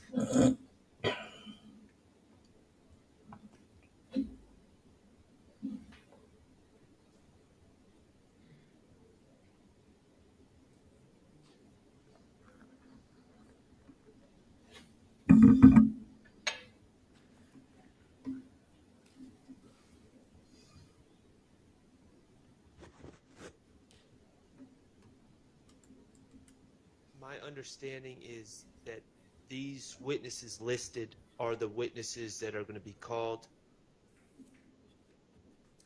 Is that correct? Mr. Voss is not going to be called pursuant to the information we sent to you all a few weeks, 2 weeks ago maybe. Mr. Whitesell is going to be called. I believe there's on the email that we sent to the court and to counsel for the defense, the peer reviewer and the verifier for David Voss would be called rather than Mr. Voss. All right, and is that peer reviewer / verifier Whitesell? No, it's actually Vanna Kelly. Vanna Kelly. Okay. Yes.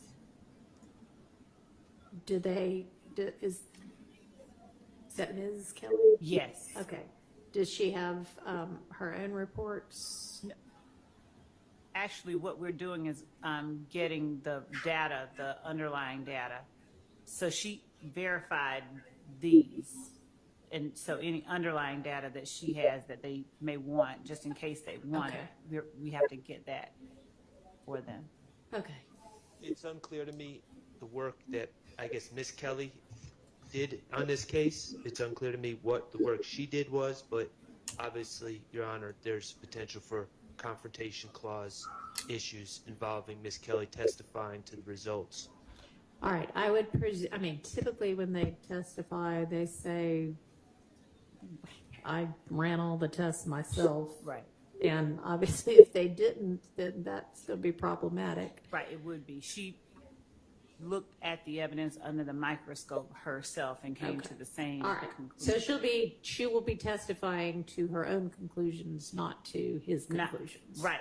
Hers match his, and he was the one that put out the report. She verified his by going through and looking at that physical evidence under the microscope. Okay, but her conclusions will be based upon her own testing and observations.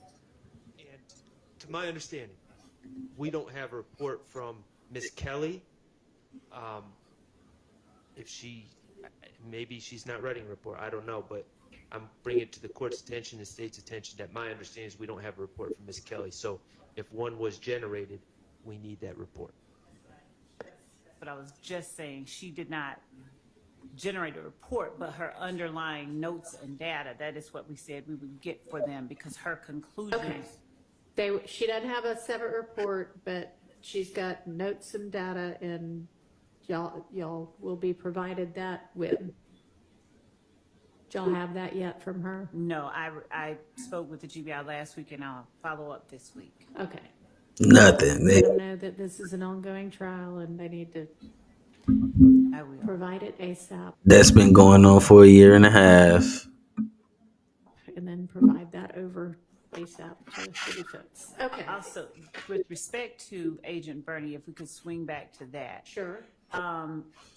He will likely not be testifying until the end of September, in which case any time needed, we believe, for the defense to review his analysis of the April 26th incident would have, we believe, that rather than having him testify 2 different dates for those, for the incident here and the incident in April, would be obviated by the fact that he's gonna not be testifying until the end of September, as opposed to having him testify at the end of September and then come back 2 weeks into October. So I guess we're asking for clarification on whether or not he can just be brought in, whether that is not enough time for them to look at the additional reports that they were given last week, or was it last week? Week before? Week before last, right. Okay, let's find out. The issue isn't the amount of time that we had to review Agent Bernie's report about the April 28th incident. The issue is that Detective Racy already testified concerning the movements of cell phones. And and the state seems to be justifying this on some sort of cross-examination. Really, the allegation is that Mr. Winfrey was moving with the bus, and the allegation, which I strenuously deny, is that Mr. Stillwell was moving with the bus. Mr. Stillwell didn't have a cell phone, so I'm not sure what the point of any of this is in the first place, much less hearing it for a second time. Okay. Yes, Your Honor. During cross-examination, they challenged Detective Racy that he was not an expert, and therefore that he could not testify as to what side of the tower that the phone was on, only the tower placement. Okay. And because it was specific as to what side of the tower it was on, that's why we asked Agent Bernie to do the analysis based on their cross-examination. I think specifically Mr. Weinstein objected that because Racy was not an expert, he could not testify to what side of the tower that the phone was actually on, which is important given the movements of where the phones were at particular times the evening or the morning of April 26th. So that's why it became relevant for us to get Yeah, I saw that too, y'all, but I ain't say niggas. I ain't trying to make it hot. Agent Bernie to do the analysis because Let's he was keep that low. Free slime. talking specifically about what side of the towers the phone was on at a particular time. All right, which phone? This was, it was Mr. Winfrey's phone, also the phone that we're identifying as Dolly White or Max's phone. There may be about 3 or 4 other phones that I can't just recall off of the top of my head, but all these individuals were ascended upon the compound, which is where they started, and followed the bus all the way up to the hotel, and then went all the way down to the studio after. Okay.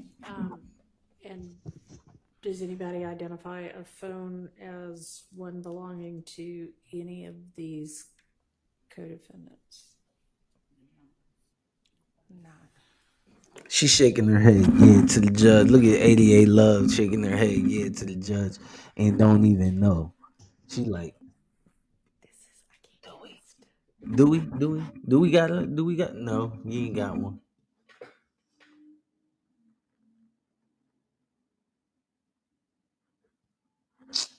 They so full of shit, bro.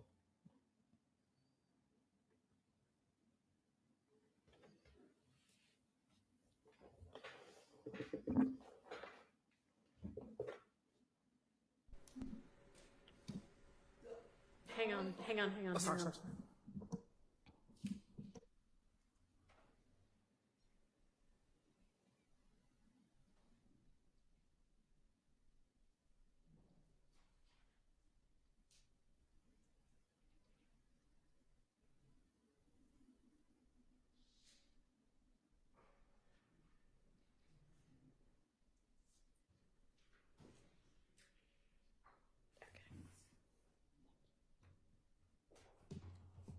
All right, go ahead. Only phone that he analyzed from these defendants here would be Mr. Williams' phone, because Mr. Williams' phone, we had that plotted that he was in Baton Rouge at the time of this, which was consistent with what some of the testimony. So the only phone that they got is Thug phone because they can verify that he was in Baton Rouge, Louisiana at the time. That literally has nothing to do with nothing. Okay, so tell me why we need to hear from and we may, but tell me why we need to hear from Mr. Burney about the side of the tower that other people not on trial hear. Because it's a part of the conspiracy and it corroborates what other people said about the movement and where everyone was at the time, and because they challenged it so much that we can only say that this is where the tower was, but with no more information. Okay, and was there testimony, whether there were cell phones for these people or not, was there testimony that X, Y, or Z co-defendant on trial now was with this crowd? We believe that some testimony will come in soon that Shannon Stillwell, although we did not have his cell phone, right, that Shannon Stillwell was present at the time of the, okay. It has not come in yet. Okay, all right. So then, with regard to that incident, Mr. Burney's testimony should be on the narrow issue of, I analyzed these cell phones and I can say that it was this side of the cell tower. But we won't need, I would think, to go through, I don't know, but did Detective Gracie give sort of the overview of here's how we know all of this anyway, and here's what, Okay, so we won't have to go through all of that again. You can just cut to the chase of, yeah, I know all of that stuff too, and here's what else I know. Yes. Okay. Yes. That works. All right, so moving back to Can I ask you a question? Yeah. Does that exclude then Mr. Williams, who's in another state at the time? We're not going to hear about that again. I mean, am I correct? Are y'all going to bring that up again? Because that was testified to. In the sense that he received that document and he plotted that as well. Yes, but we don't have to go into the details of it. But I think it's part and parcel of what was happening that night that they challenged. Hang on. Did anybody from the defense challenge the legitimacy of Detective Gracie's conclusion that Mr. Williams' cell phone was in a whole other state? I agreed with it. Okay, then if there was no challenge to that, that shouldn't need to come up again. Right? Can we ask him whether he plotted that phone? Because if he's going to talk about some of the records, we think it's important that at least the jurors know he didn't. If it's like that could be like a one question. Yes. Yes, and it was in somewhere else entirely, which I would think, Mr. Steele, at least you would like. Okay.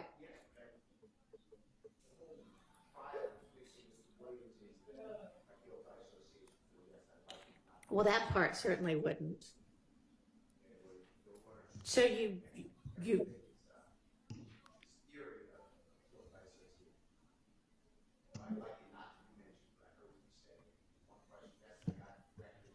okay.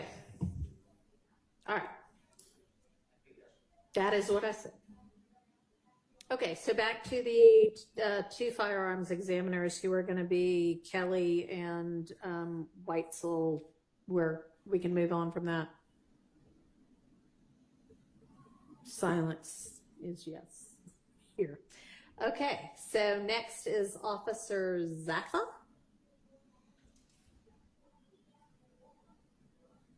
Looks like, is this one of the crime scene techs? He's the responding officer to the January 22nd, 2015 shooting at 1007 Hill Street that we talked about earlier. Any issues with this? And you're right. Mm-hmm. I think it's actually Officer Z Atha. Oh, yes. Okay, there's no space between those two. And Officer Atha. Okay, thanks. Any issues on those photos, images?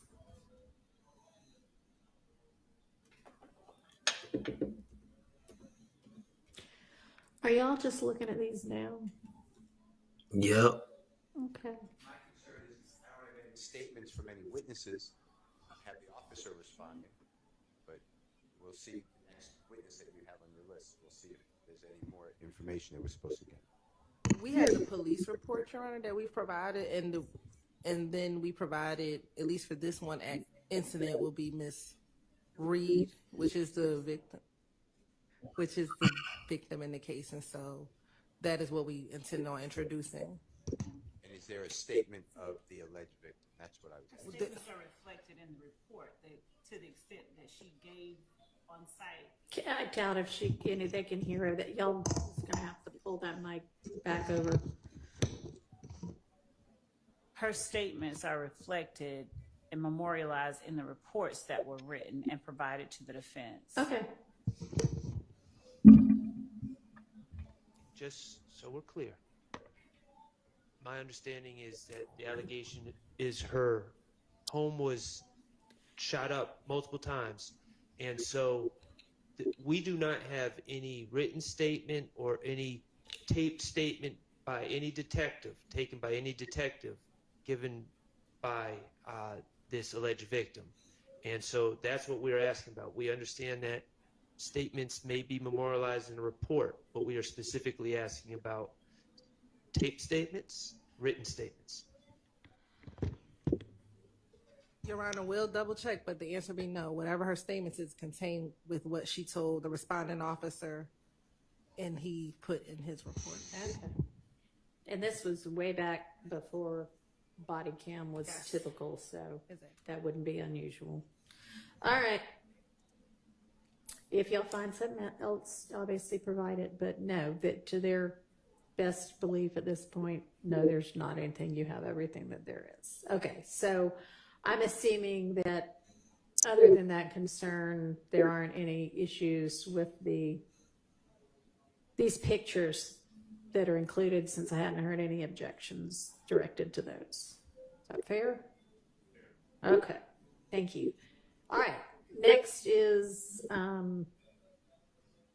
Sanders. I'm not sure what CST stands for, but Crime Scene Tech Sanders. Very good. Also lots of pictures and images of their walking through the crime scene and documenting it.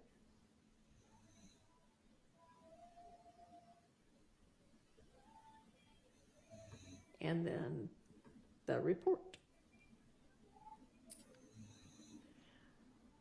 Any issues?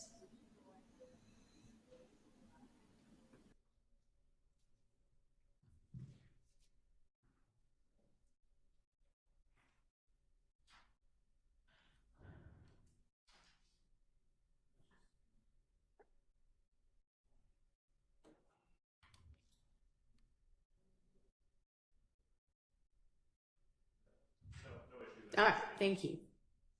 All right, moving on to Antrevia Smith. What is that, a video? Okay, any issue on that?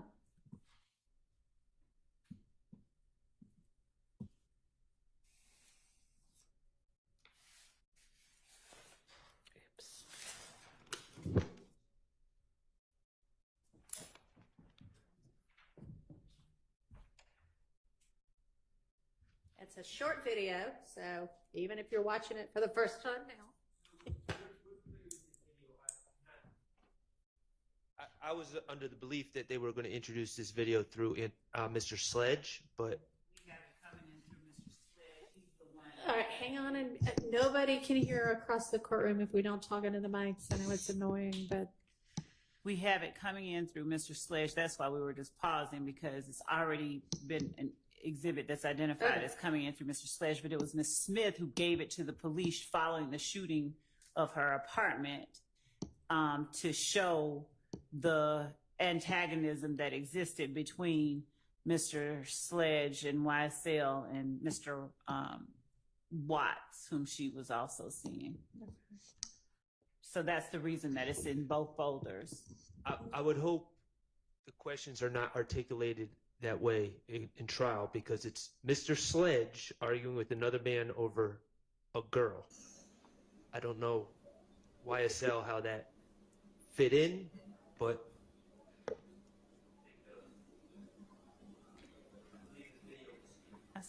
okay, well, that may be, it probably will, and if it's presented that way, then y'all will have some good subject matter for your cross-examination.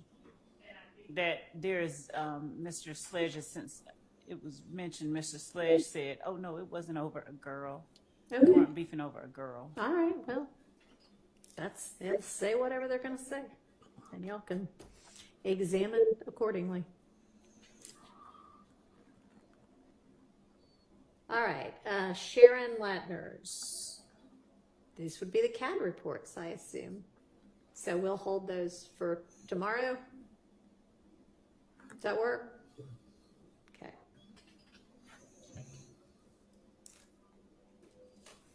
And tomorrow y'all can tell me what parts of, if any, of those y'all think might be excludable as hearsay without an exception.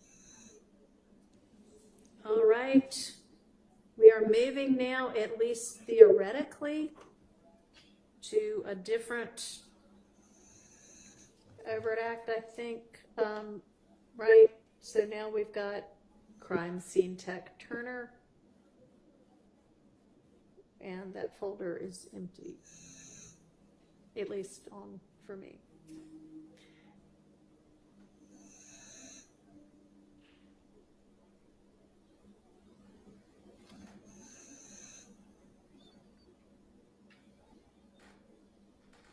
Do y'all have something in y'all's folders for that? They're empty for y'all too? Okay, well, maybe that was just a mistake. Is there supposed to be something in that folder? That would be a trial all day.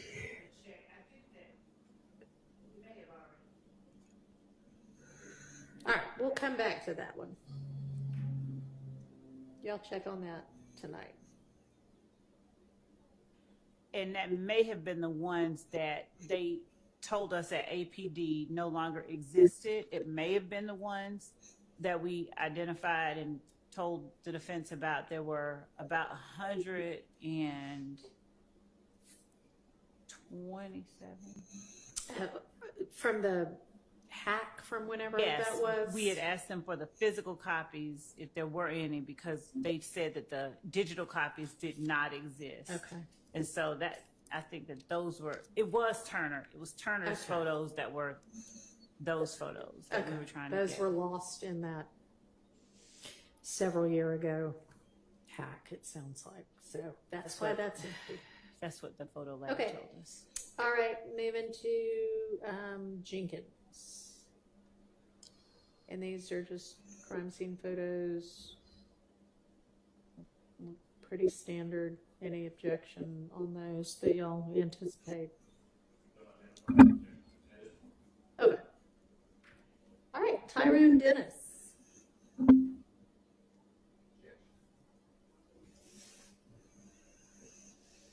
All right, let's walk through it kind of one by one.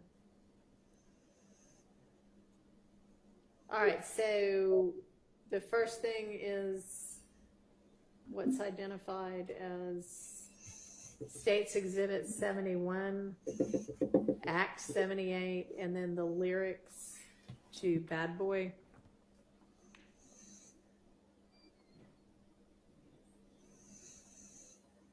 All right, what's our objection?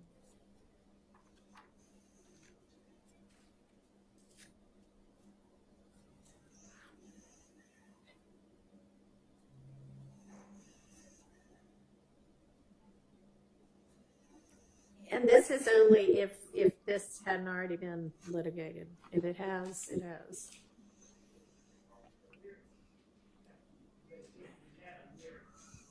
Mr. Williams doesn't, these are not his writings. Okay. Somebody, Google, I was told Google, just put them down. I'm not telling you that they're wrong, but I'm certainly not telling you they're right. But it shouldn't come in this form. This is not how Mr. Williams made a song. Okay. So I would be objecting to the best evidence rule, and I don't know why. I don't know if the state is planning to hand it out as an exhibit to the jurors, flash it on a screen, but I don't believe that this is proper testimony. In addition to that, Detective Dennis, for him to claim here are lyrics and here's what they mean, I don't think he has any basis. I've asked him whether he when he was qualified, whether he spoke with anybody with the lyrics, how he makes the lyrics. He has no idea. He's just a listener. Okay. So those are all but those are, I raised those objections previously when we were arguing. Sorry, go ahead. And what?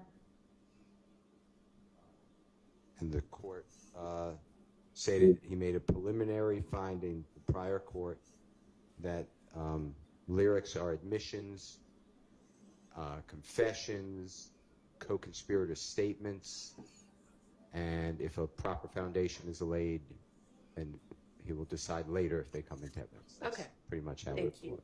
All right, so the best evidence objection y'all might need to deal with. Your Honor, we would be, as far as the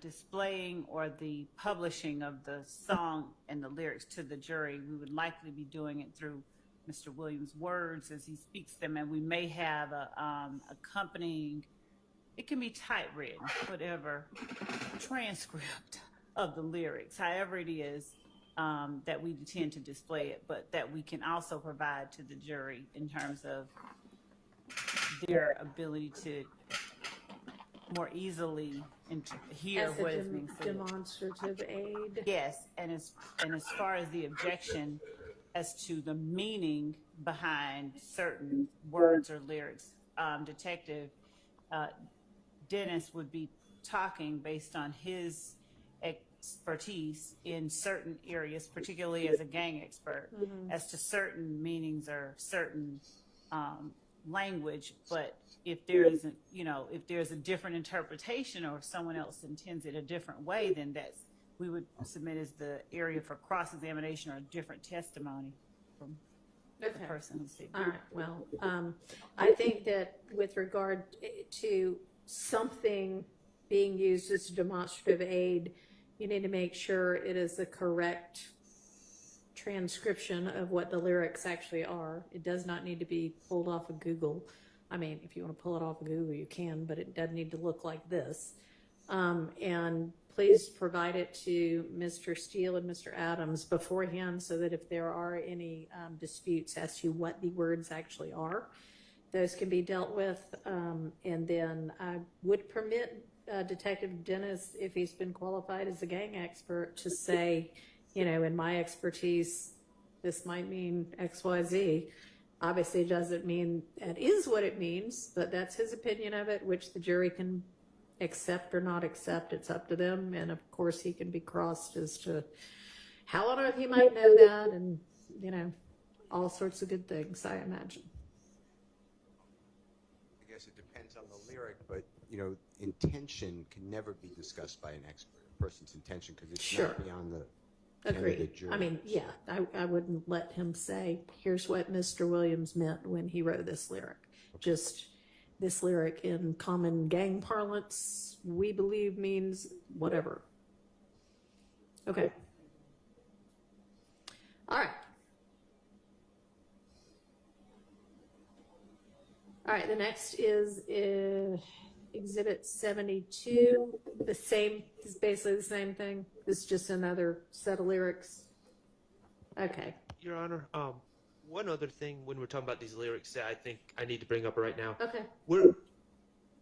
I believe that we are going to be asking for a limiting instruction. Okay. I don't know how the performance of music, the state is fighting us tooth and nail saying YSL is not music. So I don't know how that at the same time putting out music could be in furtherance of a conspiracy. So I would think that the lyrics can only be considered in regards to the person who is the source of the lyrics and not the other people sitting there. Judge, I think that we've never made the contention that YSL members do not rap. We have repeatedly asserted that there's that aspect of the gang. So that's not true at all. And I believe that the issue of who it comes in against has already been litigated. I will make certain, looking at the order that Judge Glanville has entered, but there is no limitation as to this only comes in against Mr. Williams because he's the one that said it. It's not a testimonial statement. We would argue it's at the very least a co-conspirator statement, but and at times there are adoptive admissions, at times it's a party opponent, but there are various hearsay exceptions that allow these statements in. And Judge Glanville, we're looking at the order, but I believe Judge Glanville specifically ruled that they come in as co-conspirator statements. We'll look back at the order he wrote and entered after our very, very long hearing on this matter. Okay, well, y'all let me know about that. And if y'all want a limiting instruction, you can certainly propose one and I will take it under consideration.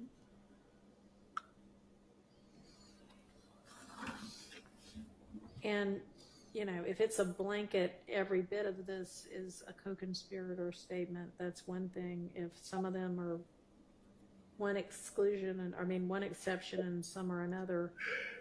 I'll just have to look when I'm considering a potential limiting instruction. And Judge, also, when we intend to enter certain statements made by certain of the defendants in that they have put a beat behind, we don't intend to play all of the words to all of these songs by any means. So we'll extract the words that we intend to introduce and make certain they're aware of those. And how convenient, because they wasn't even gonna let in no music and no lyrics and with the last judge. Okay. Tailor those to the order that has been entered in any order that rulings that the court makes.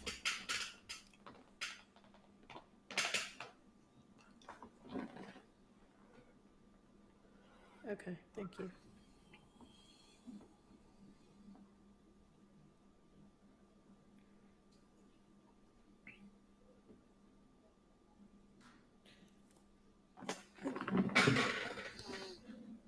All right, so our exhibits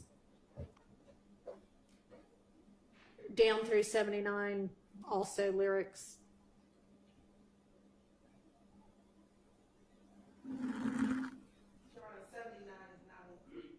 A lyric, 79 Okay, is so a video. sorry, then 71 through 77 are all lyrics. Yes. Okay, so the ruling would be the same as to each of those. All right, so now we'll turn to 79, which I can't seem to open. It's a picture. Okay. I can share it. Well, Okay, thank want me you. to share it, Charlie? Sure.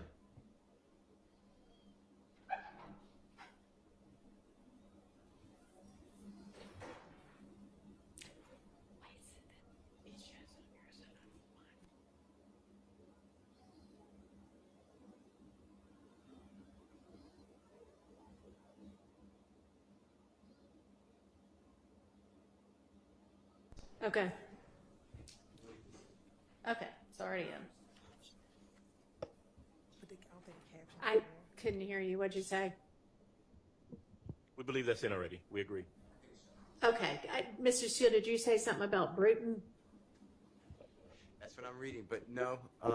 I said the same thing as Ms. Adams. Okay. I cannot be 100% sure, but I believe y'all, it's all right. in. Well, if several of you over there think it is, and y'all think it might be, The caption may not be. okay. Any issue with the caption?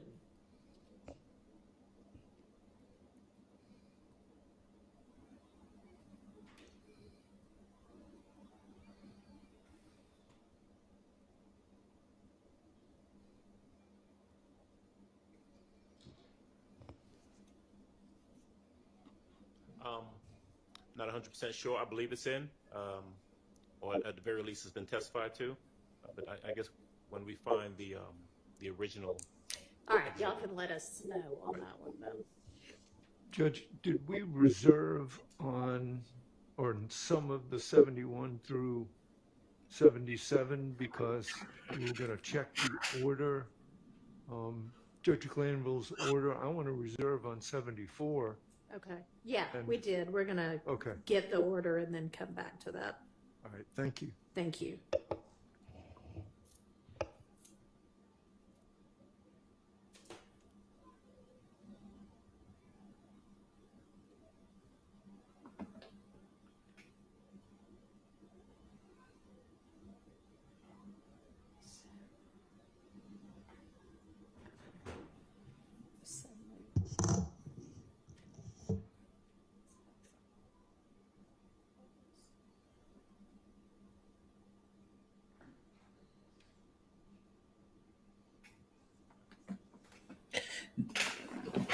All this unpreparedness. See, like,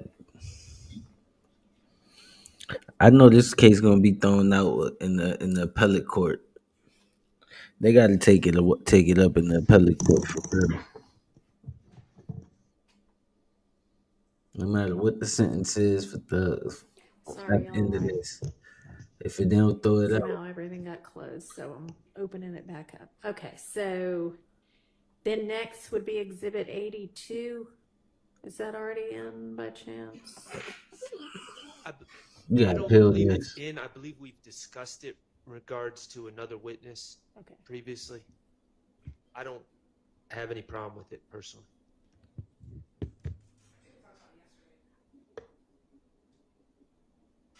I believe we talked about this. I think we've already dealt with this.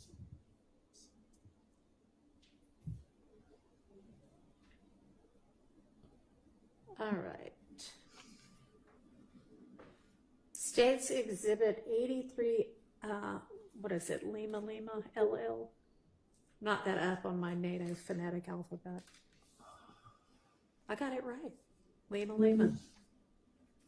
What is, I mean, I know what this is, but what does this have anything to do with?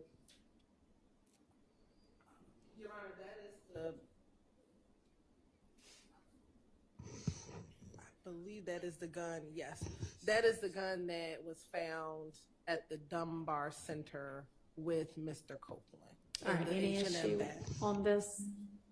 Not if there's an appropriate testimony to it. So no, I don't anticipate any issue. Okay. So I imagine, obviously, they'll have to establish that's what it was, but assuming that is established, that can come in. Bless you. Okay, and then 84 Lima A. Any objection?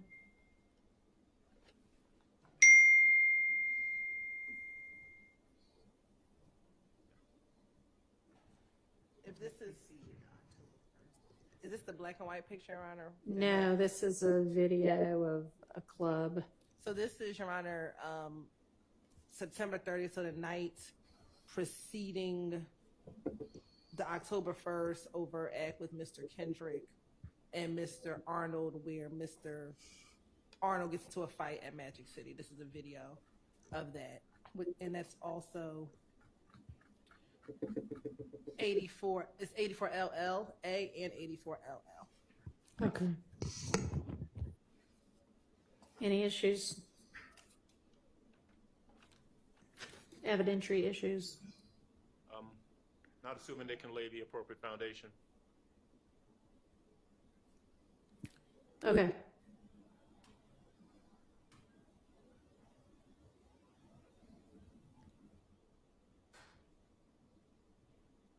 So LL is just a different view. Okay. So, and then there's another 84. They ain't got nothing going on, man. Just wasting more time. More taxpayers' time. Right? So let's get into the business. I want to finish this a little bit, watch a little bit more of this Trap Lil Ross, and then we're going to call this one the quits. So people can really understand what's going on with this YSL stuff.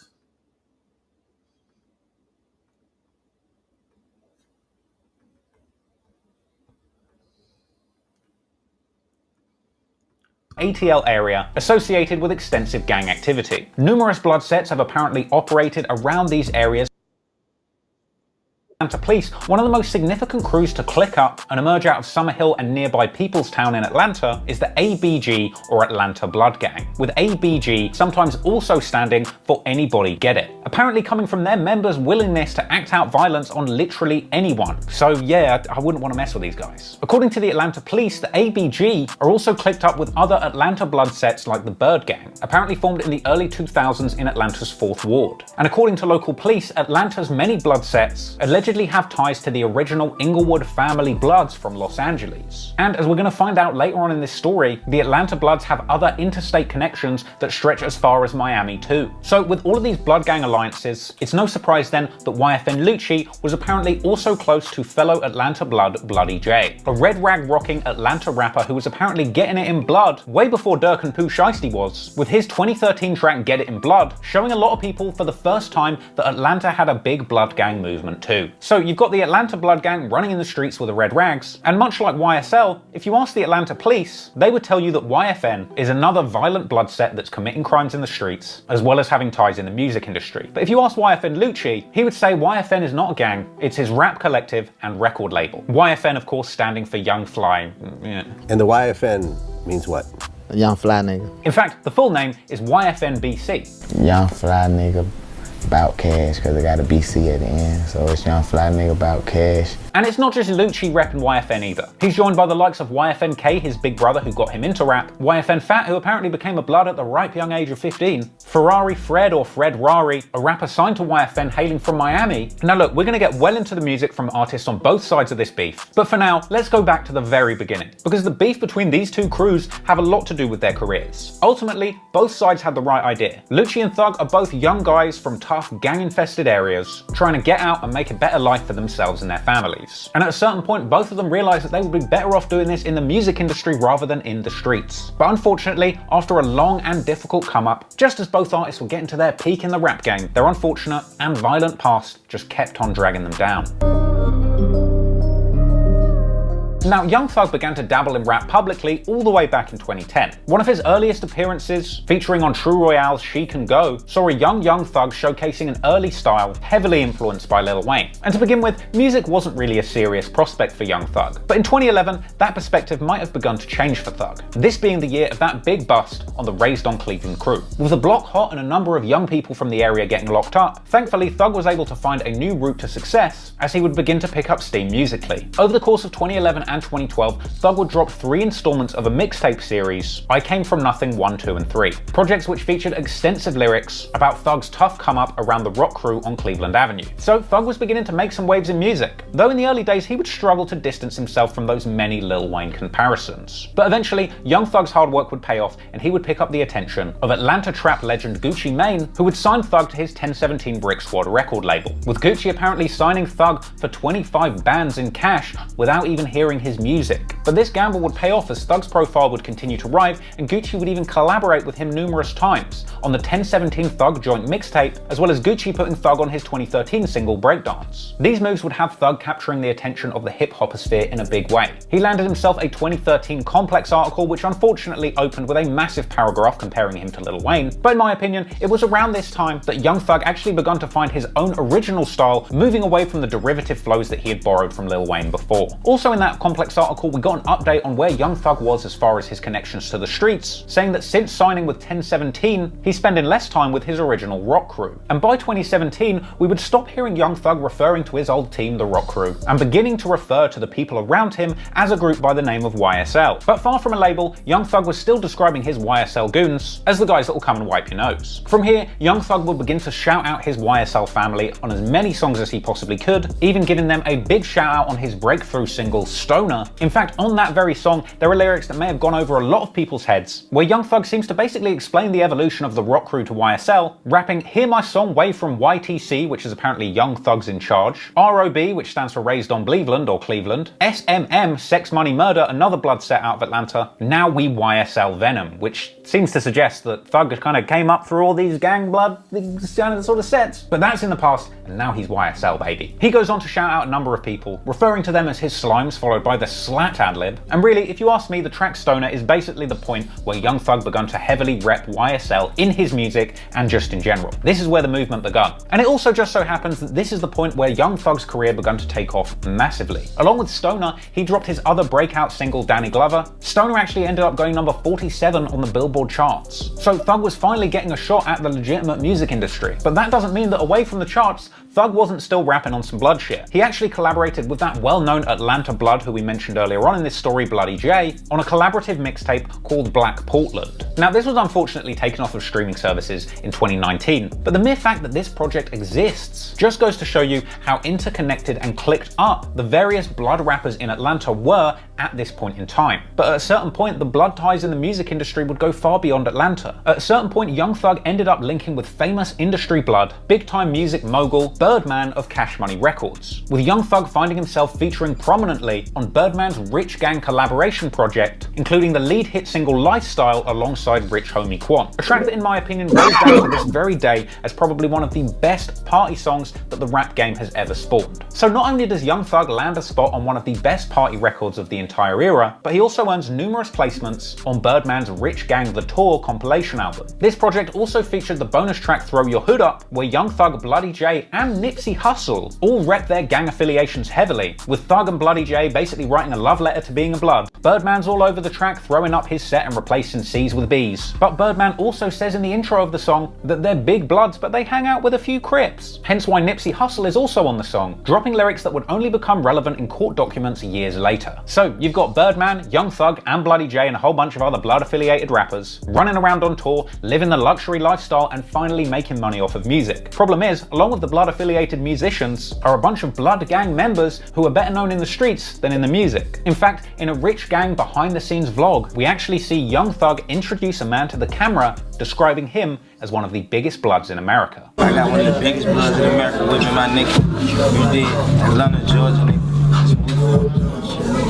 This man's name is Donovan Thomas, aka Big Nut, and he's a man who would play a major role in the come-up story of YFN Lucci. But unfortunately, his life would be suddenly cut short, sparking a bloody war in the streets that would go on for years to come.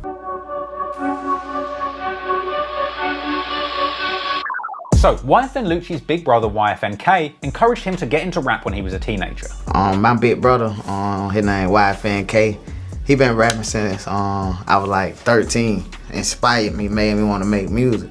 I started rapping, I freestyle for my big brother. But obviously his big brother, who was an aspiring rapper himself, wouldn't really be able to get him into the industry. But fortunately for Lucci, having ties in the streets meant he had a network of people to draw upon who might just be able to give him a head start in the rap game. In fact, one of his closest friend's older brothers was Big Nut, that same man that Young Thug had described on Birdman's yacht as one of the biggest bloods in America. And Lucci would go on to say that Big Nut heard his music and truly believed in him. Now, you had a close friend named Nut.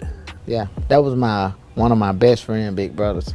And he would just like believe in me, like when he used to hear my music and shit. In fact, it was actually Big Nut himself who had introduced YFN Lucci to Fly, who had managed Rich Homie Quan and Trinidad James as part of his record label, Think It's a Game. Yeah, he introduced me to Fly. Serious, well, I know this person, we're gonna try to fuck with this person. But then we were fucking with somebody like, man, I don't think he know too much.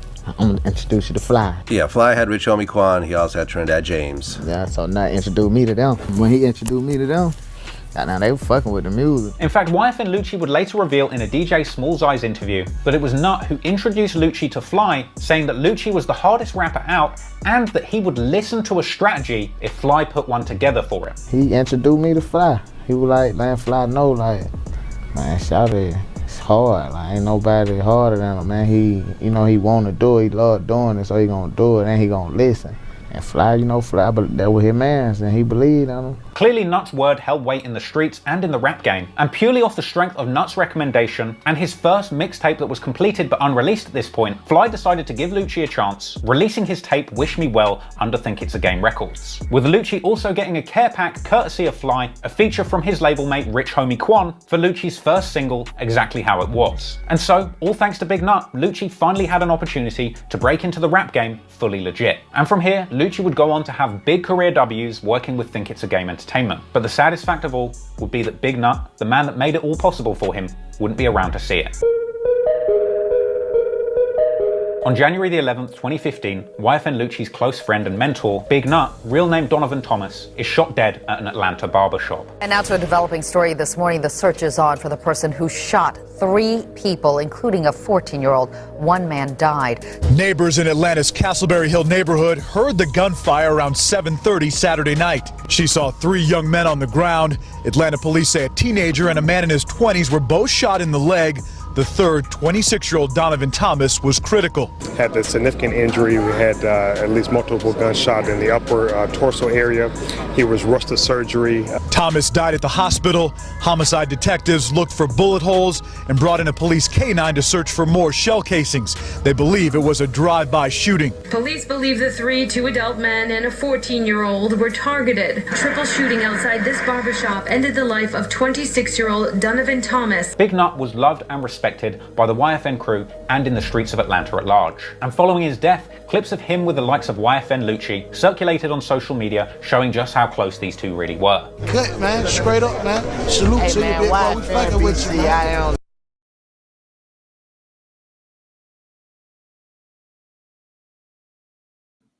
Hold on, y'all. We got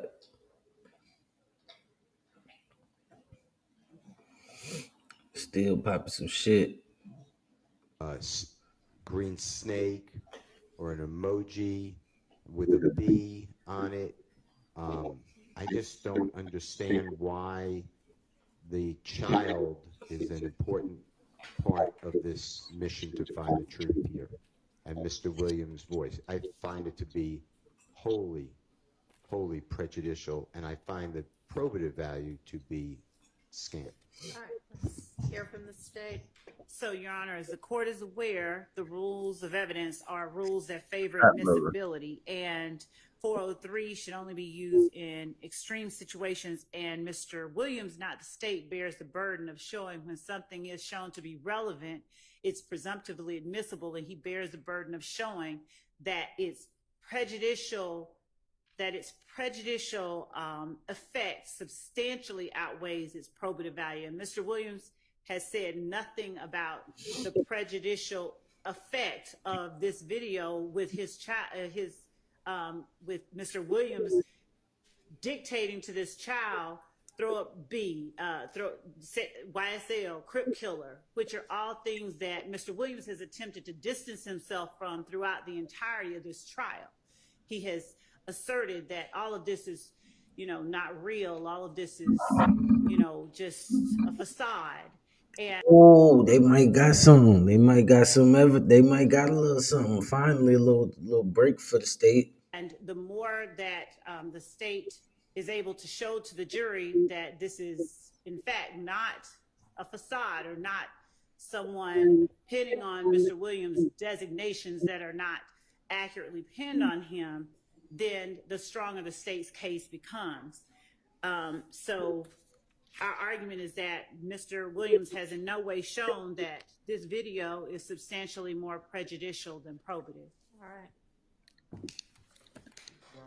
With respect to Mr. Huey, we would also chime in on the 105 instruction, but notwithstanding that, Your Honor, can you hear me, Judge? I can hear you. I don't think that's working, but I can hear you anyway.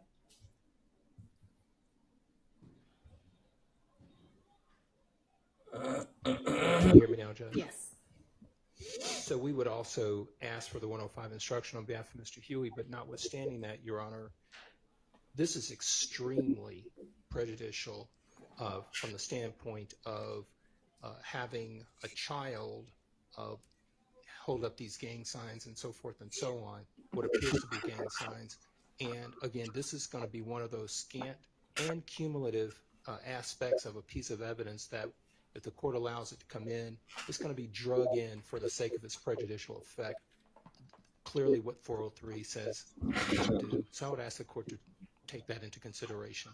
Okay, well, I'm certainly considering the appropriate law. Yes, sir, Mr. Steele. There's also another, I can't find the exhibit number, but there's a video that came in over objection that Mr. Williams is doing something similar, or someone's doing something similar with a child. All right, why don't y'all get me that, and I'll consider whether there might be a cumulative issue here. But with regard to just 401, 403, it's certainly relevant, and I agree that it's prejudicial, which, case after case says most of the state's evidence is prejudicial against defendants. I don't think it's substantially more prejudicial than probative, considering part of the conspiracy they allege is preserving, protecting, and enhancing the reputation, power, and territory of the enterprise by the posting of messages, images, videos, and songs demonstrating alignment to the enterprise and a willingness to engage in violence on its behalf. I mean, it's wildly probative to that. And Your Honor, we're also going to ask for a Rule 105 instruction on behalf of Mr. Kendrick, and we echo the comments made by the others. Okay. Yes, ma'am. We don't believe that a 105 instruction on this type of evidence is appropriate. It's not a testimonial piece of evidence, a testimonial statement. So we would ask that a 105 instruction not be given in instances where this is the evidence being presented. And we would also submit that Jeffrey Williams is alleged to be the leader of this gang, and in having or directing this child and other children to do things like he's doing, he is, in effect, he's starting early and starting young. That is part of the state's theory in this case, that this gang recruits young children, and this is what it ends up being. Judge, I think there was a piece of evidence that came in on, or we reviewed a child on yesterday, if I'm not mistaken, that we saw in an image. He was able to post. Yeah, but I don't remember that being anything that the child was doing in response to somebody directing them to do it. I think it seemed like the child was, I mean, I'd be happy to look at it again because that's not specifically what I was looking at it for then. But if that's what y'all are thinking about, you know. Well, that's one at least that immediately came to my memory. And do you recall that child was doing that in response to somebody directing them? I'm not sure if there was sound associated with that particular image, but it was certainly at the direction of an adult, and then the child was. Was it Mr. Williams? I believe it was. Yes, Judge, it was. It was the one of the two videos that you saw on yesterday, and when you listen to the sound, it's exactly the same thing. The child is being directed, and in fact, it's the same child. Okay. He says Big B, Little B. He doesn't say Crip Killer. He doesn't say YSL. All right, that is not cumulative if that's the only one that y'all had in mind. So that's I'm overruling those objections. Thank God. Okay. Again, he was trying That to takes care of that. separate his. Witnesses exhibits, at least for now. Martinez Arnold. I see there's a. He was trying to separate himself from from the gang affiliation. So having that be admitted would be bad. But again, I don't know. Let's just keep going. Plea agreement in that one also. Same grounds as before. Is there anything in particular on that one? I know there was. Is this isn't the same one we talked about before, is it? No. Mr. Sledge. Okay. It will be similar grounds. You know, he's testifying, so why do we need a plea agreement? And the state wants to put it in, my understanding, and it would be continuing witness because it's a statement, and he could testify to whatever, and then he can get impeached. All right. Well, continuing witness is only about whether something goes out to the jury or not. Correct. So that's not relevant to whether it actually comes in or not. And then it's the state's intention to use this only if you need to impeach him as to something. Okay. Correct, Your Honor. And if he's truthful, then we don't need to accept, I mean, if he's truthful, then we don't need to go and show and introduce this as an exhibit. And I'm assuming they're talking about the factual acknowledgments, not the conviction itself. I don't know. Let's find out. Are you talking about the factual acknowledgments? I'm talking about the factual acknowledgement, and then there would have to be a proper purpose for the guilty plea, which there could be one, but I didn't hear it yet. All right. Is there anything about the factual acknowledgments here? Like I know that last one y'all were saying, I don't think this person has any firsthand knowledge. Is there anything like that I need to look at in particular? Okay. All right. And so for these people, you just intend to have them admit they pled guilty? Okay. So this wouldn't be relevant at all unless they say, no, I didn't, or no, I never asserted that fact, or this would be. So or that he was forced, or he didn't know what he was doing. Right. I think the certified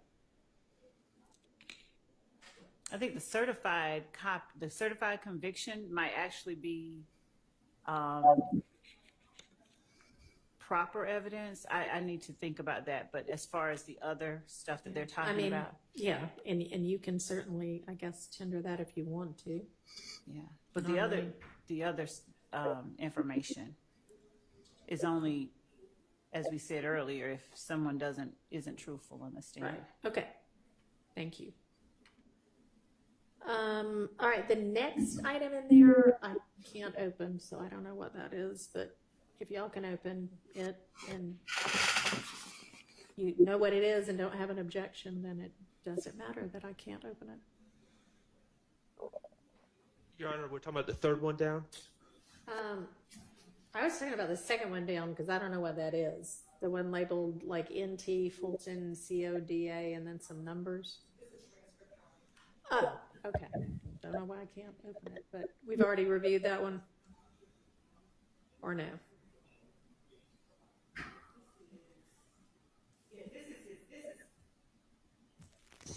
So this is a transcript of an interview with Mr. Arnold, and there is no need to enter this or use it unless we need to impeach him. Okay, and I assume it's a certified copy that y'all would use if need be.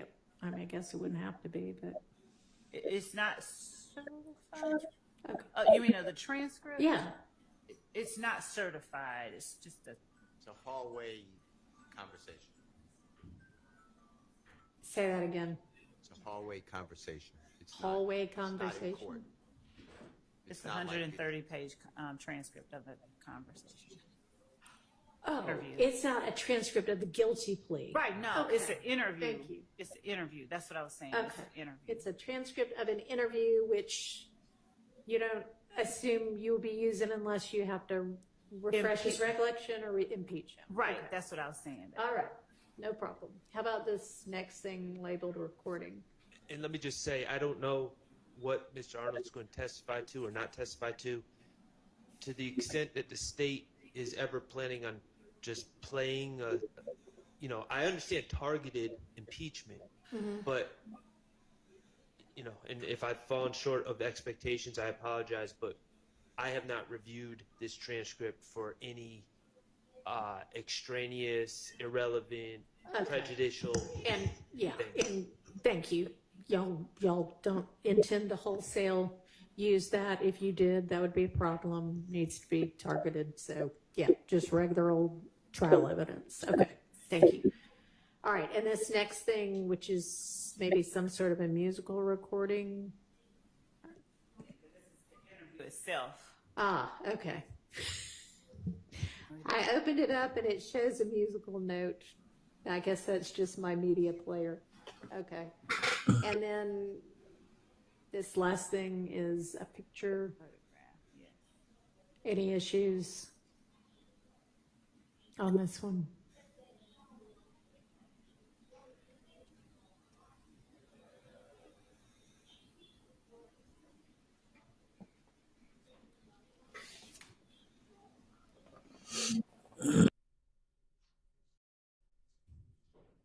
No?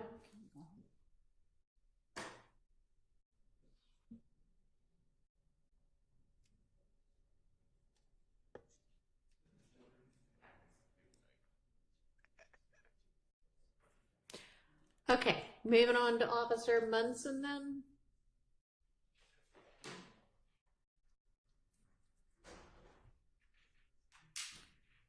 Looks like there's another set of crime scene pictures, maybe. And a crime scene report.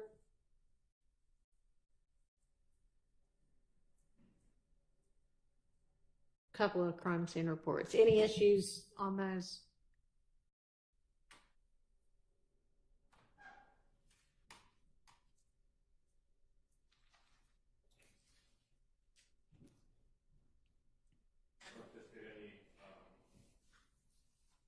Don't anticipate any issues with the crime scene photos. Okay, thank you.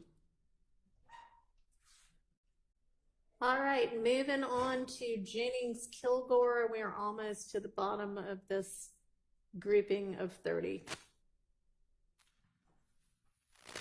This seems to be a ballistics expert. NIBIN expert. A what expert? NIBIN, National Institute of Ballistics. Integration. He is a ballistics expert with a particular. NIBIN is different. It's a big time one, right? It's the one right before. It's not the actual firearms examiner, so it's a step before. It's a comparison to see if if these have the same characteristics. All right. Anyway, anybody have an issue with the evidence that's going to come in with this person?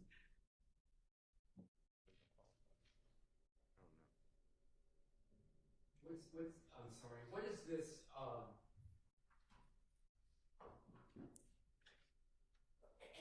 This is under. I'm trying to find out specifically where this. It's under the NIBIN reports. I don't know if I'm pronouncing that right. NIBIN charts. There's a document labeled Operation Planters NIBIN chart. Okay, I can't open that one either, but yes, and that's a summary of NIBIN matches that were. I'm having trouble seeing it in detail, but yeah, maybe because the black on the blue is a little hard to read. And we're all old and have old eyes.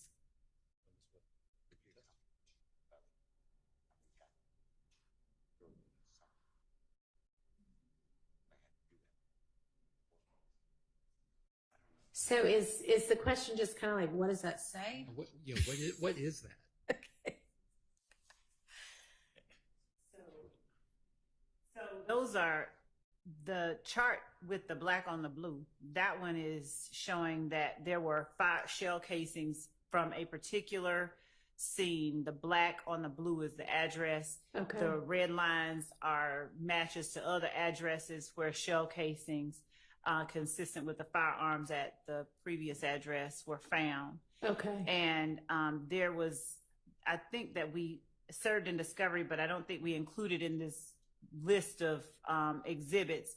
There is also an ATF NIBIN examiner that we didn't have in here that they also examined some of these shell casings from different sites. Both Kilgore at the Atlanta Police Department and ATF were all working in conjunction with one another. So there is one more person that we'll be adding to that, but we'll let them know well before we.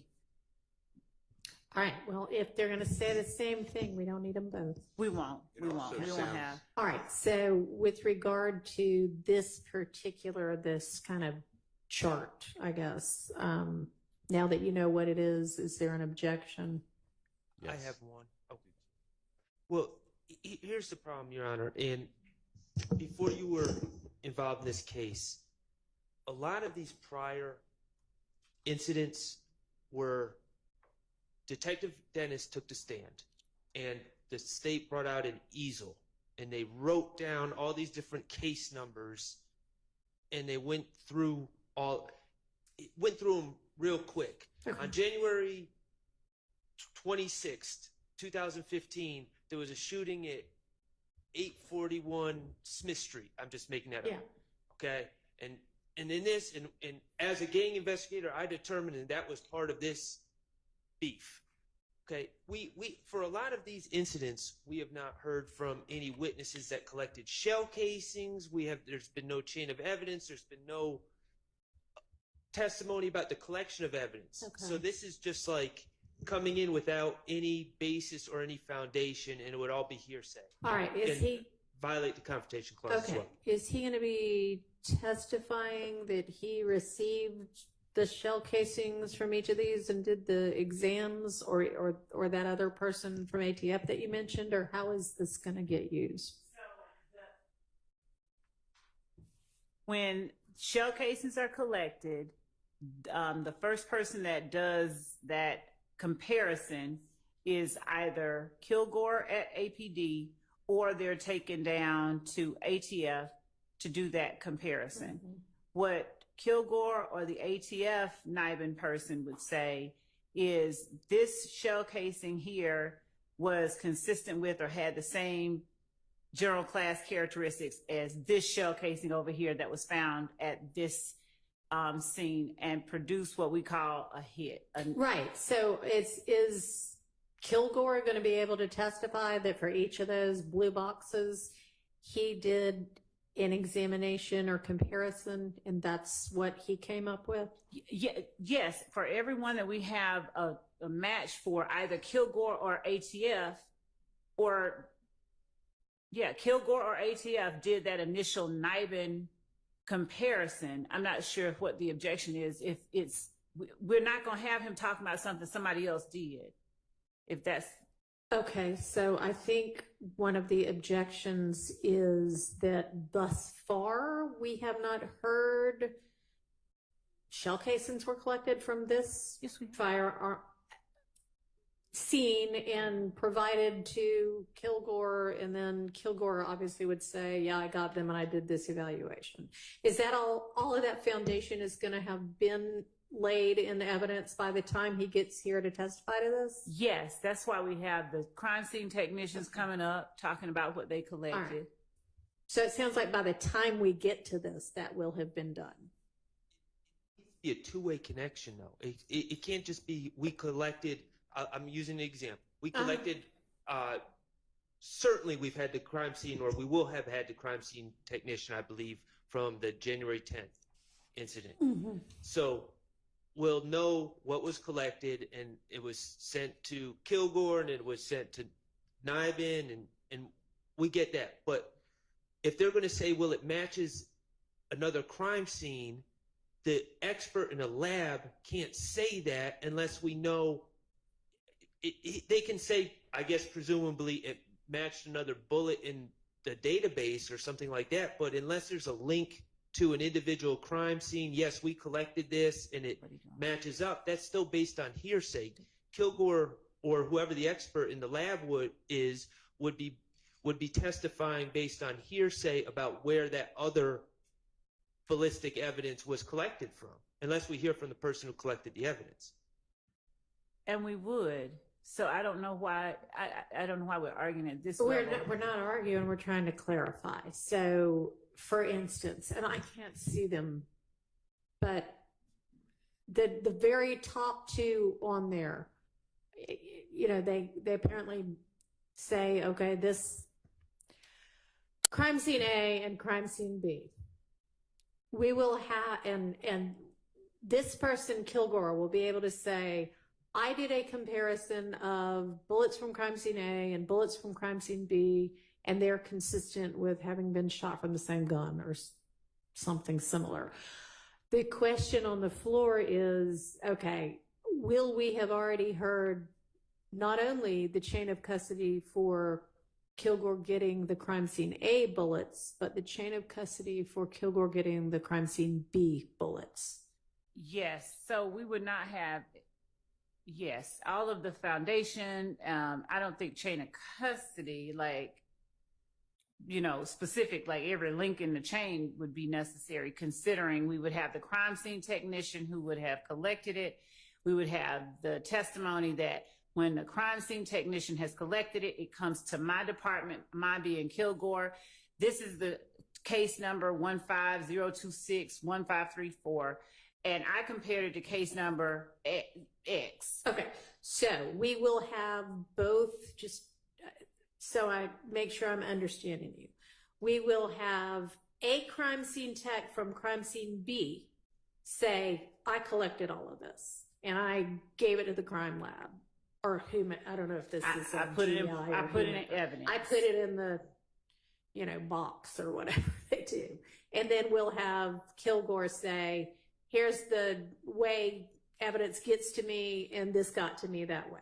Yes. Okay. Does Yes. that answer your question? I mean, I guess it's yet to be determined whether we will hear all of that evidence, but the objection is going to be, if we don't hear all of that evidence, he can't testify to this. So do you understand that? I'm sorry, Judge. The objection is that if we don't hear the foundation that is both crime scene A tech giving the evidence to Kilgore and crime scene B tech collecting and giving the evidence to Kilgore, and then Kilgore is saying, I got them both in the regular course and I compared them. Here's my conclusion, that there's going to be an objection that he can't testify about crime scene B. And to make certain, looking at the witnesses that we had initially put up, what we can do is add the 10 witnesses from each of those crime scenes that are on this list to make certain that we have each of those links included as Sounds evidence. like that's going to happen. Now, it does not need to be, I don't think, a whole as if this were the crime on trial. It would just be, it can just be, I'm witness number 1 through 10 that I'm adding on. I collected this one. I went to this crime scene at this date. I collected this evidence. I gave it to whomever. Right. Which should take 10 minutes. Okay. All right. She plans to now do all of that. Unless y'all want to stipulate that those bullets got to the crime lab in the normal course from whatever crime scene, which I don't see happening. So, okay. All right. So anything else with regard to Kilgore's, the evidence that would come in through Kilgore?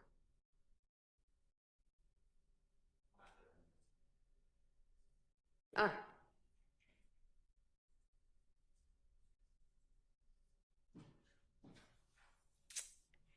Then our witness number 30 on this list is Underwood.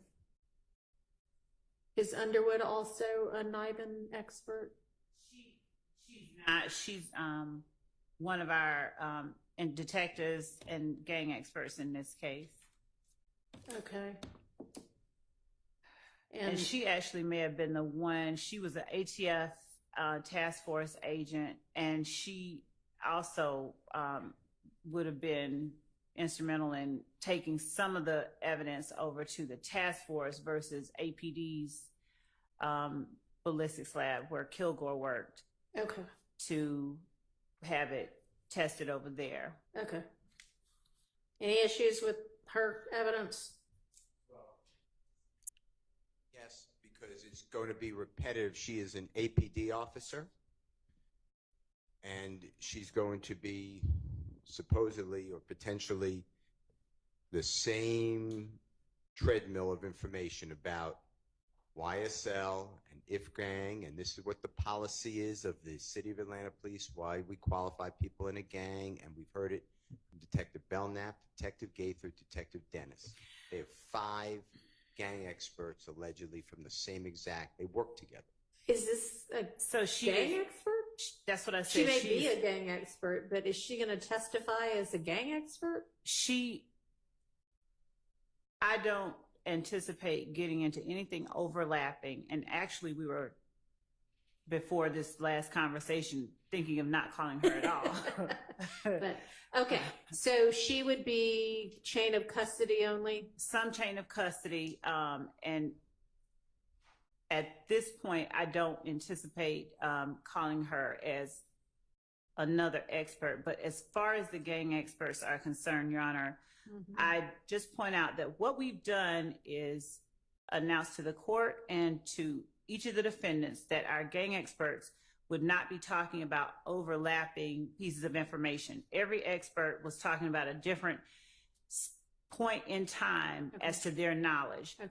Detective Underwood had an earlier knowledge of this particular street gang than did Detective Dennis. Detective Belknap testified to a different slice of time. Okay. Detective Dennis and Gaither were 2 people who worked as partners during the same period of time.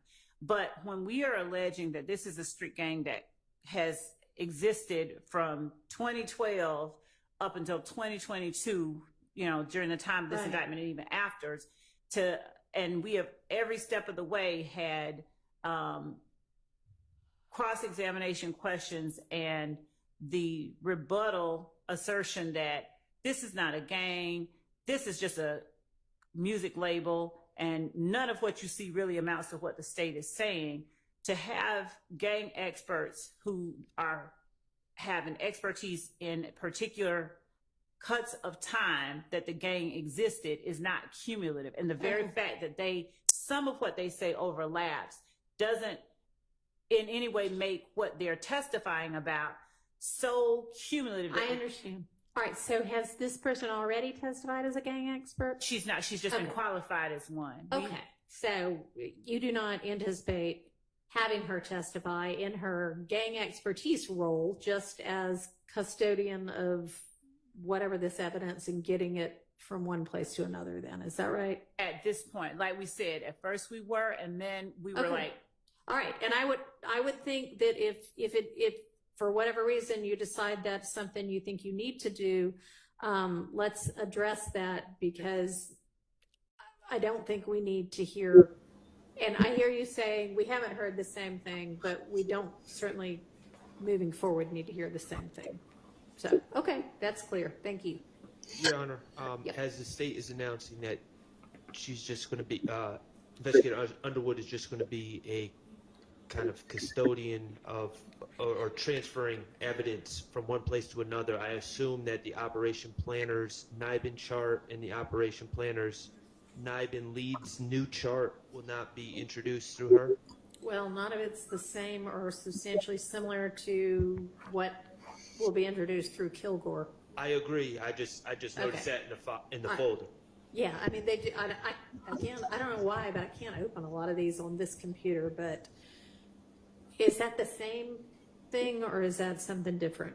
It's a colorful picture showing like a flow chart involving the information that Kilgore has.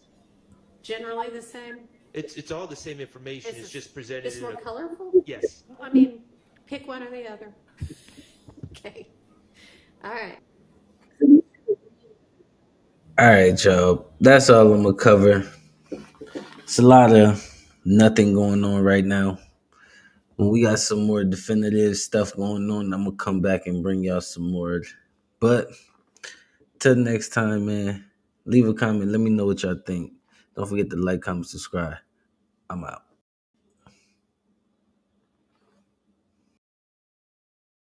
Slimy and muddy, that's just what I like. I be sipping on mud.